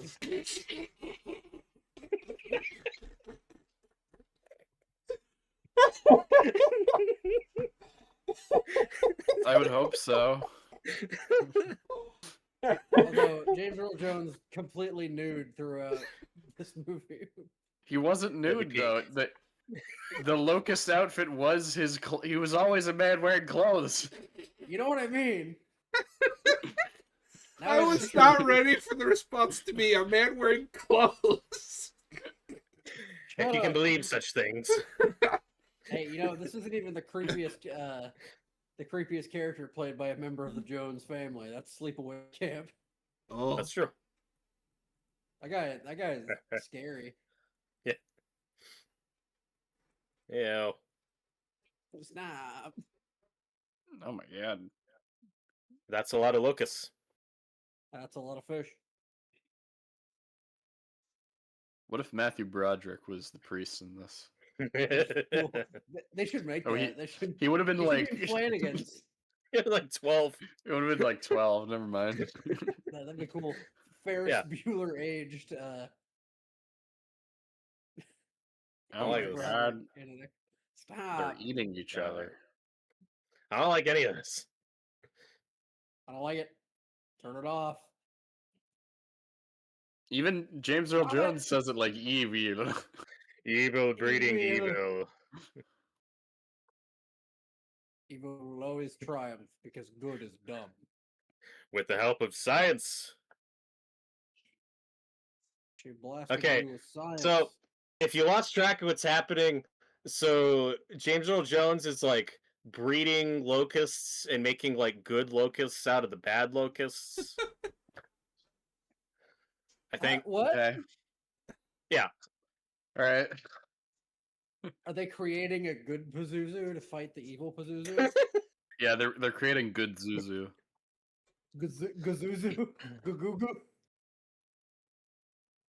The Good Locust. You have to Exorcist sit 2 down, The right? Good Locust is a better subtitle. Is that Yeah, like the sequel show to The Good Place? Yes. I never remember who the heretic is supposed to be. Yeah, who is the heretic? James I Earl don't know. Jones. I think this is the music that's in Hateful Eight. Okay, yeah, this is Reagan's Reagan's theme. thing. I mean, all right, that's not bad. Reagan. I don't like the main theme of this movie that is constant, like that's going on right now. It's constantly repeated throughout the movie. This scene's amazing. I'm gonna make a movie where every time a character like is first introduced, the background theme is just the music like whispering their name. Reagan. So Reagan just left and just stole the hypnotism device, and the nurse is like, "Reagan, where are you going?" She's like, "Oh, it's okay, it's okay." It's okay. Like, no, you can't do that. Shut up. It's a John response. Where are you going? That'd be amazing if Reagan like snuck up behind her and like put her in a sleeper hold. It's like, Shh. It's okay. Sleep. Yeah, Reagan, this isn't a place you can leave. Okay. Well, she doesn't live there. You're not supposed to take that. Except- It's okay. But she was just sitting there. No. You can't steal that. Why? Well, what if I want it? What if I want it more, sir? I want it more than you, Jan. What? What? What? Who? Do you guys know, is this movie on 4K yet? I'll Google. I don't think so. I think there is the Arrow release that has the artwork that we use for the thumbnail is like a UK 4K, but I don't think it's been brought over here. Okay. There's a Alright, couple of so- UK 4Ks that I'm mad that we don't have. You know, They're I'm kind of debating buying this. I would buy this on 4K. I'm having a They're, better viewing than I had last time. Hayden, Yeah. if you want them, just buy them. Like, they work here. their Texas Chainsaw 2 is I want it. So buy Me too. it. I do kind of want the I do kind of want the Scream Factory Blu-ray of this, but like I'm not gonna spend $25 on that right now. Maybe one day. I'm looking curious at what the other the cuts look like. elephant. That's my contribution. Elephant. It's a giraffe. I've done that a couple times. Arrow's version of the Silence of the Lambs 4K is the better version to get, but you have to import that. So I have the English version. I don't understand this dub. Yeah. I love the idea that there's British dubs. That'd be incredible. American movies. Oi, Clarice. Because I think here it was French. What's this then? Was it Kino? I think Derlorden or whoever did it, and they like screwed up the color timing. The Arrow UK release is the definitive version of that to get. I have the I need to get the Arrow for the Man with No Name trilogy because I hear those are better too. Yeah. Actually, the 4K. I find that if it's a but... boutique release, if it's not like Criterion, Screen Factory, or Arrow, I tend to try to avoid them. I have the Criterion of Silence of the Lambs. I need to get the Arrow of Django. Oh yeah, the original Django. Yeah, which I've never seen, but I'll blind buy that. Yeah, that movie's cool. I've also not never my favorite seen... spaghetti western though, but well, I've actually never seen a spaghetti western. I haven't seen any. Oh my god! Check out The Good, the Bad, and the Ugly. I think I saw that one. Is that the one that we watched? No, we watched one of them. We watched Fistful of Dollars. It was alright. Which is good, but yeah, it's not my favorite. Maybe it's my least favorite of that trilogy. Are you the person I know that Few Dollars More is their favorite of the three, or am I? No, the third one's my favorite. The Good, the Bad, the Ugly. But yeah, I think for Few Dollars More is my second favorite. It's really good. My favorite western is the original True Grit. I could remake more. No. Release the Pazuzu cut. Now with more Pazuzu. Another one of these scenes. This movie should be used as a seizure test. Yeah. There are a lot of flashing lights. How far can you get into this movie? I'm numb to it. I've already had the seizure. Yeah. How far can you get in this movie without having a seizure? Well, that's how you get immune to seizures. Is you just keep forcing yourself to have more them. seizures. Yeah. Superpowers. You've overcome the seizure. Now you can use it for good. Yeah. Which was actually a problem with the first movie. Not the movie itself, but there was a trailer for the first Exorcist that had like a lot of flashing lights, and they had to pull it out of theaters because we were like, oh fuck, this is starting to give people seizures. This is bad. Okay, stop running this. That's a cool trailer. That's a cool trailer in theory, but yeah, that flashing effect's really annoying. What was that movie a few years ago that had like a lot of strobe lights and people had to put like warnings in theaters being like, hey. I mean, it happens a lot. Star Wars Episode 9 had that. Oh, yeah.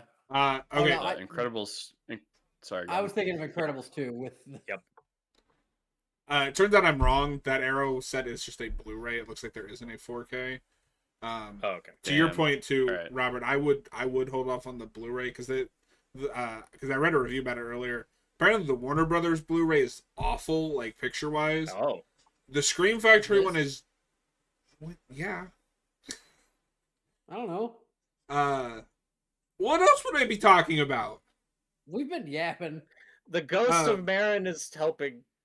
Moran. But apparently, because of the way that this movie is shot and like as a period of thing of its time, it's very hard to get a proper scan of this.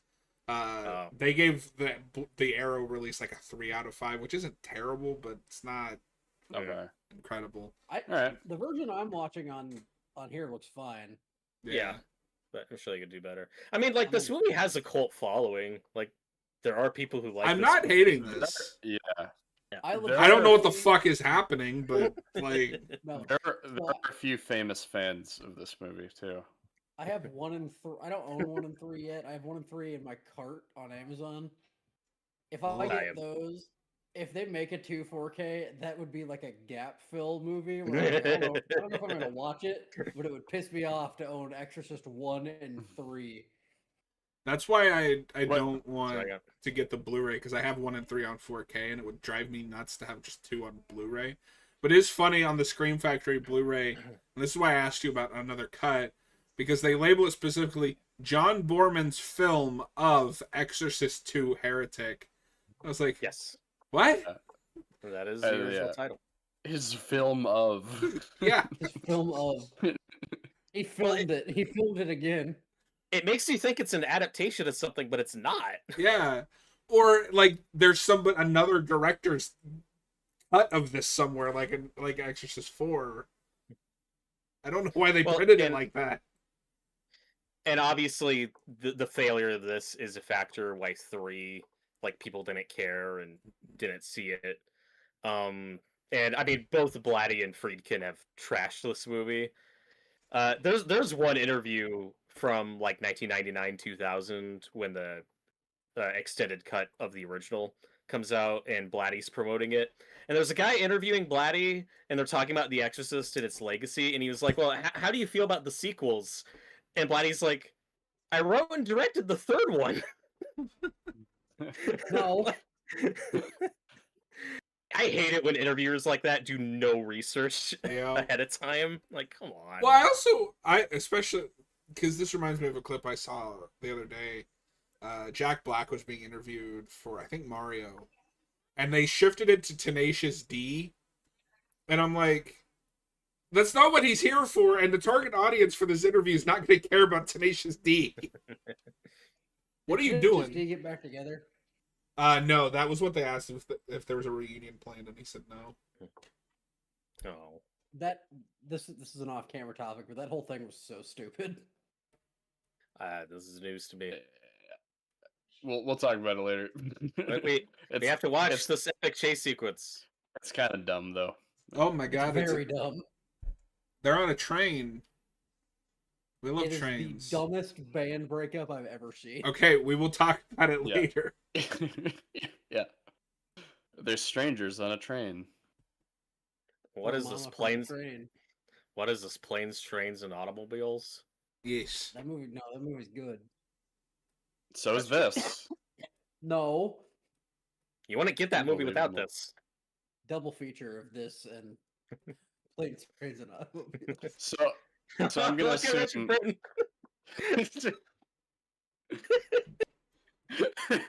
He's so fucking dumb. No. I for a second there thought his character was just supposed to be dead. That's why he wasn't moving. Well, he's like in a trance, but this is just his default setting for the whole movie. That's the exact same face he was making in that scene when he had the headband on. Leave her alone. She belongs to me. Okay. This isn't my problem. That's fine. That's a normal thing to say.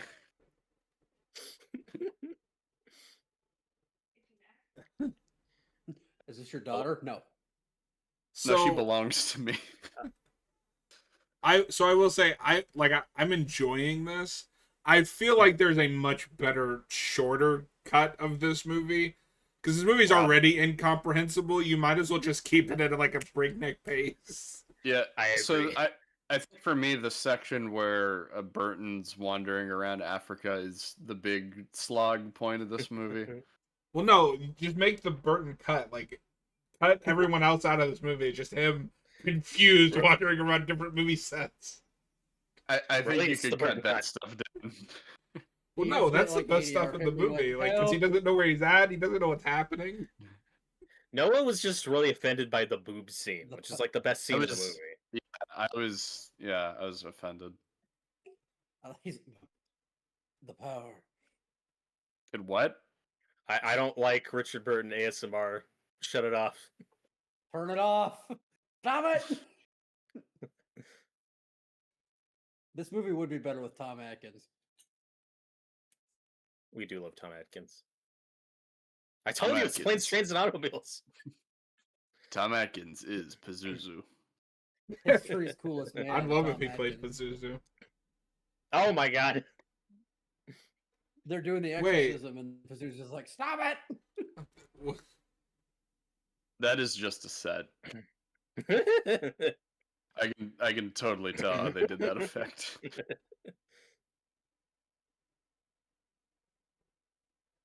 Okay, so Richard Burton and Reagan are racing to the house from the first movie, and Nurse Ratched and Sharon are following them by plane, I think? Yes. Oh, okay. Okay. Why? We gotta go back to the house. Guys, we gotta feel go like back this to is the house. I feel like this is more of the weaker stuff than that stuff in Africa. Like, I don't know. Did we need to go back to the house of the first one? Yes. It feels like that it's the Nightmare on class- Elm Street thing, right? Where every movie has to feature that fucking house for some Yes. reason. This is the classic horror sequel thing. We gotta go back to location. Is that a thing in a lot of Exorcist movies? Because I've only seen one and I three. think they do that past this. They don't do I that don't in think Believer. because they don't do it in 3. We 4 just is see a the prequel, steps. so that wouldn't make sense. Yeah, and then Believer, And then I don't Believer, think goes back to the house. I'm honestly shocked Believer doesn't, considering Yeah, Right? you would think it does, but it doesn't. the damn patriarchy wouldn't let them go back to the house. What? That's true. Oh, What? that's a line in Oh. Exorcist Believer, Oh. Hayden. Do Yeah, you not yeah, know the about? house. Wait. Okay, Not that hold part. on. Hayden, do you not know about this? No. So the mom from the first one is like being interviewed or something, and she says something along the lines of the patriarchy wouldn't allow her to be in the room during the exorcism of her daughter. Yeah. It's a... She would have Remember- died. Yeah, remember the priest who died saving her daughter? She wasn't let in the room because of the damn patriarchy. Fuck 'em. It was dangerous. No. That is Everyone actual in that room dialogue from that movie. Yeah. Everyone in that room died. Except for Reagan, but you know what I mean. Yeah. She died spiritually. It's We're the back. steps. I would not run up those steps. No. No. He just You'd does slip. the Joker dance on the steps. I would watch Richard Burton's Joker. Oh no. We live John in a Boyle's society. Joker. John Borman's Joker would be peak. William Friedkin's Joker would be peak. Hell yeah. So there's a man named the Joker, and he doesn't like society.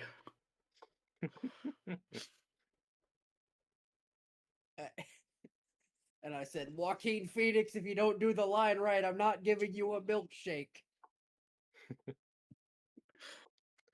I don't give a Look at this. flying fuck into a rolling donut what Joaquin Phoenix thinks. Look at this gun. I do think it's a bummer if Friedkin never watched Exorcist 3. Because it is really good.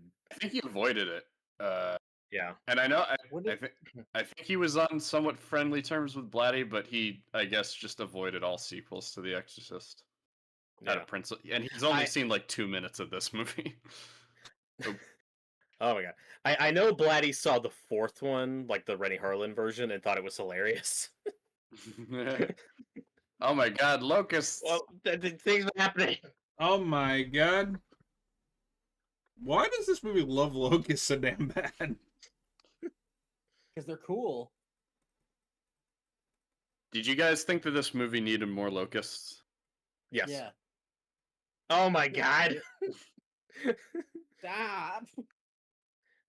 Okay, John, I know the movie was starting to drag for you, but this is where it starts to pick up. There's Yeah. like 15 minutes left. How they did that locust effect is actually pretty cool. They're actually like peanuts being shot through like air cannons. So Richard Burton is just getting blasted in the face by peanut shells at like 100 miles per hour. Noah, I'm you gave this a allergic to 1 star peanuts. on Letterboxd, and you're wrong, sir. I'm gonna raise that rating. I did not have a good viewing of this movie the Oh. first time I watched it, but it's much. Okay. This is a good group watch movie. What is that? I don't know where I'm at. I feel Where like am I I? might. I feel like I might give this a 1. Oh, Oh, Hayden the Buzzkill. No, it's like a what I'm funny calling. one, but it's Yeah. not good. I just for like direction, I'd give it at least a 2. I'm probably at like a 2. Because, like I said, there's good stuff in it. I don't think it's one of the worst movies ever made. This I movie just understand looks it. too good to be like a 1 star. Except when it doesn't. Okay, I gave Scream 7 a 1. I gotta give this a 2. You're right. Yay! No, this is better than Scream 7. Yeah. Okay, pause. So Sharon is evil now? Oh. Yeah. Is she I- Pazuzu? I don't know. I She's- feel like we missed a scene. I think she got possessed by Labubu. Labubu. Labubu. Like She got Google. possessed by a Labubu. I see Richard love Burton him. pointing. We love He's like, you didn't tell me to stop. That's I'm good so acting. sorry. I'm so sorry, guys, but I'm gonna pull a Hayden and get up for a second. I will be right back. No, He's just too Only scared. I'm allowed to do that. that's Oh my debatable. god. And it's evil possessed Reagan? They've been Ow, at this she is car barbed accident for wire. like an hour. Yeah.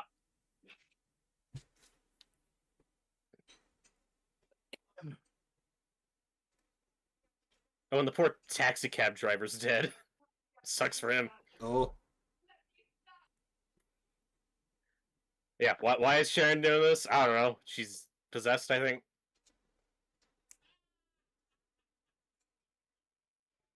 This movie has a weird Why? thing with fire, as you'll see. Oh my god. John, Richard Burton's freaking out. He's freaking out. No. He's mine. There she is. Hayden, What? the audio's coming through again. Yeah. What is that? Oh no. Okay, so there's an Oh. evil Reagan in here. Yeah, Yeah, no. Where? No, Richard Burton, stop! He's going off script. I don't like this.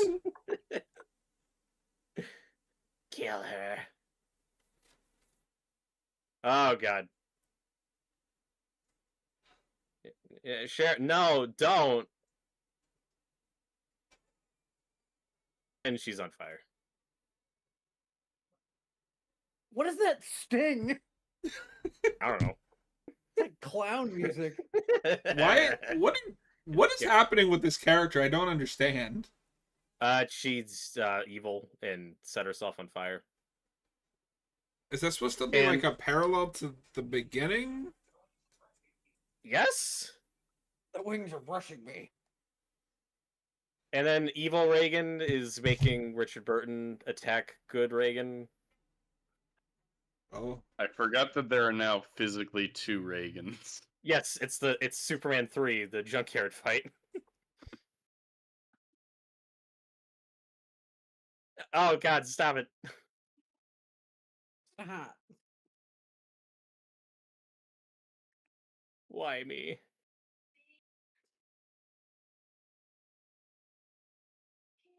Okay. okay. Oh, it's like the beginning.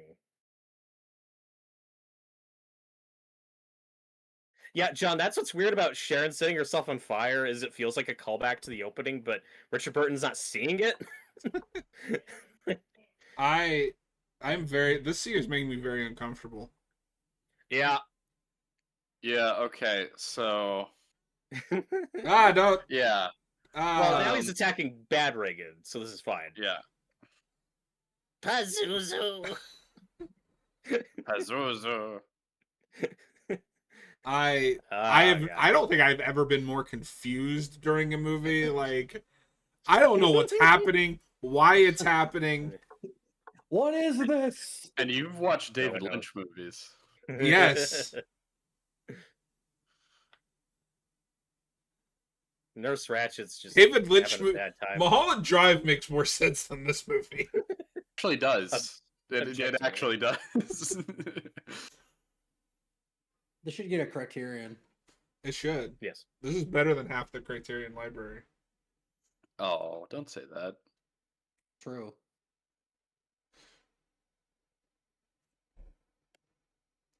I didn't end up getting. There's that goddamn locust again. It's the good locust. Oh. Not Labubu. The good locust is in the lodge. No, Gabubu is the good one. It's Pazuzu that's the bad one. Gabubu versus Pazuzu. That's gonna be The Exorcist. Oh. What are we at now? 6? Okay, so I don't know what's happening or how we got here, but this is kind of awesome. No, this is incredible. Dear God. It'd be really funny if they found out filming this if one of them was allergic to peanuts. And they just died filming this. It's one of the Reagans. Oh my God. Holy Reagan versus shit. Ronald Reagan. Is this the biggest, like, any of these movies ever goes? I'd say so. Like, we're in Hellraiser territory right now with the walls and shit. Yeah. I mean, the climax of 3 is pretty wild, but that looks like restraint compared to this. I want to know what's in that other cut. Yeah. It's crazy there's a longer cut when we were talking about shorten this cut. And now he is punching her chest. Yeah, you're absolutely right. We've gone full Hellraiser. Or Jumanji. Or like Nightmare. Yep. I'd say this is bigger than Nightmare. This is the first Nightmare movie. This is bigger than God. Oh. Like the Beatles. Well, if you go by Nightmare logic, his glove is God, so that's not hard. Like, that's a really small glove. That's true. He's ripping her heart out. Kill the heart. Oh. It'd be funny if he still had no reaction on his face, like he was just staring at it blankly. This is a heart. Yes. Correct. Oh my God. The battle between good and evil. Yeah. I mean, it's a pretty unconventional method for an exorcism to rip the victim's heart out. Well, no, that's how they do it everywhere. No, what we're learning is this guy's just a shitty exorcist. He didn't save that girl at the beginning. He's not even a priest. He's just faking the whole time. Although, that's why he doesn't know where he's at. That wouldn't be that bad of a plot for an Exorcist movie. It's a guy who's not really a priest who gets like. Is that the plot of The Exorcism of Emily Rose? Do I have that right? Because I've heard it's actually good, but there's one of those where it's like a fraud. Guys. Oh my God. It's that Rosenbaum sitcom where he's like a fake. What is this? There's a sitcom starring Rosenbaum where he's a fake pastor. It's that, but he becomes a. Shut up, Hayden. We're watching movie. He's defeating the evil. Robert, I want them to do an Exorcist sequel, but it's like Saw 7, where the main character pretends that he did an Exorcist and then has to really do an Exorcist. And I think there is a movie like that. Maybe it's not the Emily Rose. Or no, I think it's The Last Exorcism. God, there's so many fucking Exorcist movies. I think The Last Exorcism is the one that's like following a fraud. Okay. I just So, I've I'll seen check that clips out. from the Pope's Exorcist that has like Doctor Strange sigils in it. That's the Russell Crowe one. The Pope's Exorcist is good because it's got Russell Crowe doing a funny accent. Yeah. Oh, God, That's that all movie's a Russell slog. Crowe movies. Although I do love that that one movie has become a meme where it's just him saying, "I don't think you know what a bad day means." Yeah, I want to watch that movie because I've heard it's insane. I was kind of disappointed by that movie, but I should rewatch it. Is that Unhinged? Yeah. The road I rage think so. movie? Yeah, the road rage movie. Yeah, okay. So this is where I don't think Sharon was possessed, because we have this weird redemption scene where she's like, "I chose evil, I'm sorry." And I'm like, why? What? What is it? I What? Yeah, I feel like you need another scene to set this up. There is something missing. Yeah, because I mean, the idea of Sharon like betraying Reagan could be cool, Yeah. but you got to do something. Like, you got to set it up. Also, this scene's funny because they're like 100 feet away, but they're talking like they're next to each other. She's like, Reagan. She's like, Sharon. Man, Reagan.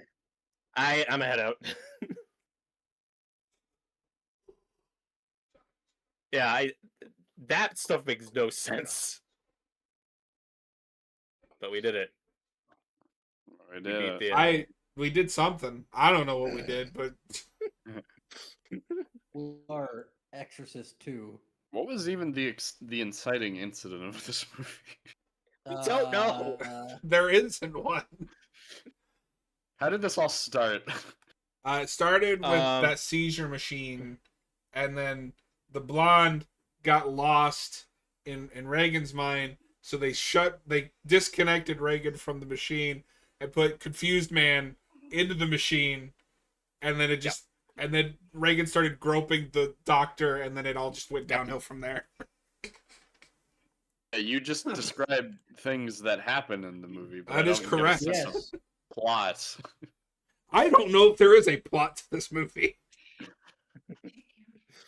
No. The world may never know. Things just kind of happen. Yep. They locust now. They locust now. I was thinking earlier. Where are you guys yeah. going? Goodbye. We They're must going go into the now. map painting. What happened here? That was a nice shot. Okay, so Yeah. Robert, this is the one thing I think that can't make this movie a canonical sequel. Is the house is not destroyed in 3, because when we go to the stairs, everything's normal. Yes, but we don't really get a good look at the house, and it is like 10 years later. Yeah. We only really see the steps. Well, it's 10 years from the I- first one, right? I'd have to look. So it'd at be it what, 6 years from this next one. time. That was it. That was Exorcist II. Yeah, I don't know. Something. It has some high highs and then some It does. dull lows. Yeah. Like John, like if it was just the two of us doing this, it'd been like, oh, okay, here we go. Yeah. But having a full panel really helps. Yes. No, Yeah. I think this is a full panel movie. Even if one of the panel members hated it. I didn't hate it. Oh, You were constantly like, this is dumb and bad. I mean, it is. No. There's been a that's hate true.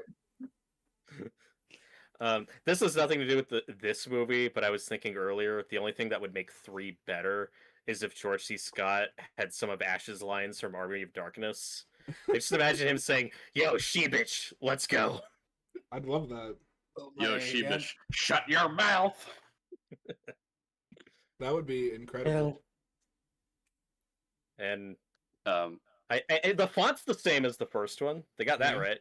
yeah, I they do got like font. the choice of red text for the credits. Yeah. Also, this movie is subtitled Heretic. I don't know what that has to do with I have anything no in this idea. movie. I know. Me neither. And now we're gonna watch Heretic. Oh. Additional hairstyles by Carrie White. What the fuck? Whoa. Yeah. That's weird. That's very, very strange. I mentioned earlier that there's some famous fans of this movie. I don't know if you Mhm. saw this in your research, Robert, but one of them is Absolute Cinema himself, Martin Scorsese. Oh, He loves this movie. Yay. In fact, he said why? he goes a little too far for my taste and Oh says it's no. better than the original. Yeah. Oh Oh no. no. Oh, somebody That had to. that is maybe the hottest take I've heard from Scorsese. That's like a Tarantino level. That is. Like, And Yeah. Tarantino has a lot of those. That's why I don't just want to can't- get too I lost in can't this see topic so- because I'm sick of talking about it. That's why I couldn't take any of his like Guardians comments seriously. Just like, who cares? Filmmakers have weird takes. That's true. What, that was Tarantino? Exorcist II. All right, Scorsese. real quick. Thank you guys for watching. If you're watching after the fact, please consider hitting that like and subscribe. We'll see you guys on the next one. If you're watching live, we're gonna end this stream here in a minute or two, and then start a new one. And Austin and I are gonna play some Toxic Commando for a couple hours. Robert, thank you for making me watch that. I didn't love it, but I liked it. No. And I'm entertaining. glad that I finally Yeah. was able to knock it off of my list of like I haven't ever seen these. Well, and like you said, it's hard to be mad at this movie when 3 exists. yeah. And then 3 is followed by like kind of nothing whatever movies. This one's at least interesting. Mm-hmm. I'd say that 4 is interesting more so in the production rather than like the actual movies. So I do keep a ranking of these. It's a very casual, just like kind of based on ratings. Mhm. Noah's gonna kill me. I'm putting this at number 18, one spot above Eraserhead. Oh, okay. These leaves. Yeah. Oh. No. Not Do the we, worst thing do we I've wanna ever announce- seen, but yeah, we'll get there in a second. I put this right under When a Stranger Calls, just because I loved that first section of When a Stranger that Calls. It is a better movie. That movie goes, I Uh, think, for me, Flaws. went off the rails at some point, but like that opening is incredible. It is. All right, so per usual, the rules are we take turns picking. This was Robert's pick. Hadan, announce your pick. All right, so my pick is a movie that only kind of counts, and a lot of people don't like, but I think is good. It is a movie. It is a biopic No that shit. technically counts as a horror movie. Lords of Chaos, Oh. starring Rory Culkin. Oh my god. It is. I know about nothing about Norwegian this movie. I'm not going to tell you anything, and that'll be a review, not a comment, because that doesn't feel like a commentary movie. Okay. Okay. Is that streaming? I'll send you. I found it on YouTube. I'll send you a link. Okay. Cool. All right. So that'll be in a few weeks. We'll get to a review of Lord of Darkness. Yeah, I'm Lords of excited. Chaos. Or Lords of Chaos. No, I'm And I'm excited. gonna read the book before we do that because I started that. So Yep, cool. Oh, Hayden's gonna read for this. That's big. Support That is not review. that's not at all what I was expecting. Yeah. I know nothing about this movie. yeah, it's a true story. So I know a little bit Ish. because it's up my alley, and I know not more about this, but like the subgenre. I'm more into the subgenre than Hadan is. I am fascinated to see Robert's reaction to this movie. yes. Okay. Noah, if you have time, you're free to join us for that as well. Feel free. It'd be interesting to see your take on the whole thing. Yeah, I don't know anything about it. Sounds interesting though. So, that'll be in a few weeks, so I'll keep you updated. Next week is Texas 06? Yes. Okay. Next week is our Texas Chainsaw double feature. Again, Noah, no pressure, but if you wanted to come on for one or two of those, feel free. Are we starting with the beginning, or do we have that? Yes. We were gonna do those in chronological order. Okay. That's why I said if he wants to, because I think the one you're more interested in is just the remake, not the prequel. I don't remember. Yeah. The remake seems like it's a bit more well received, but we'll see. We'll play it by ear. No, you must be on everything. Oh. But yeah, we're gonna get out of here because I know all of us have plans. Happy late Easter to our audience. We because the timing couldn't time this up well because we did. This was technically for Easter. Yes, due to timing. We will be back Sunday with Resident Evil 6, or I Will Kill Hayden. One of the two. Have a good night, everybody. If you're watching on YouTube, this one will end, and then we'll start a new one. If you're watching on Twitch, nothing will change. Robert, stop. The stream's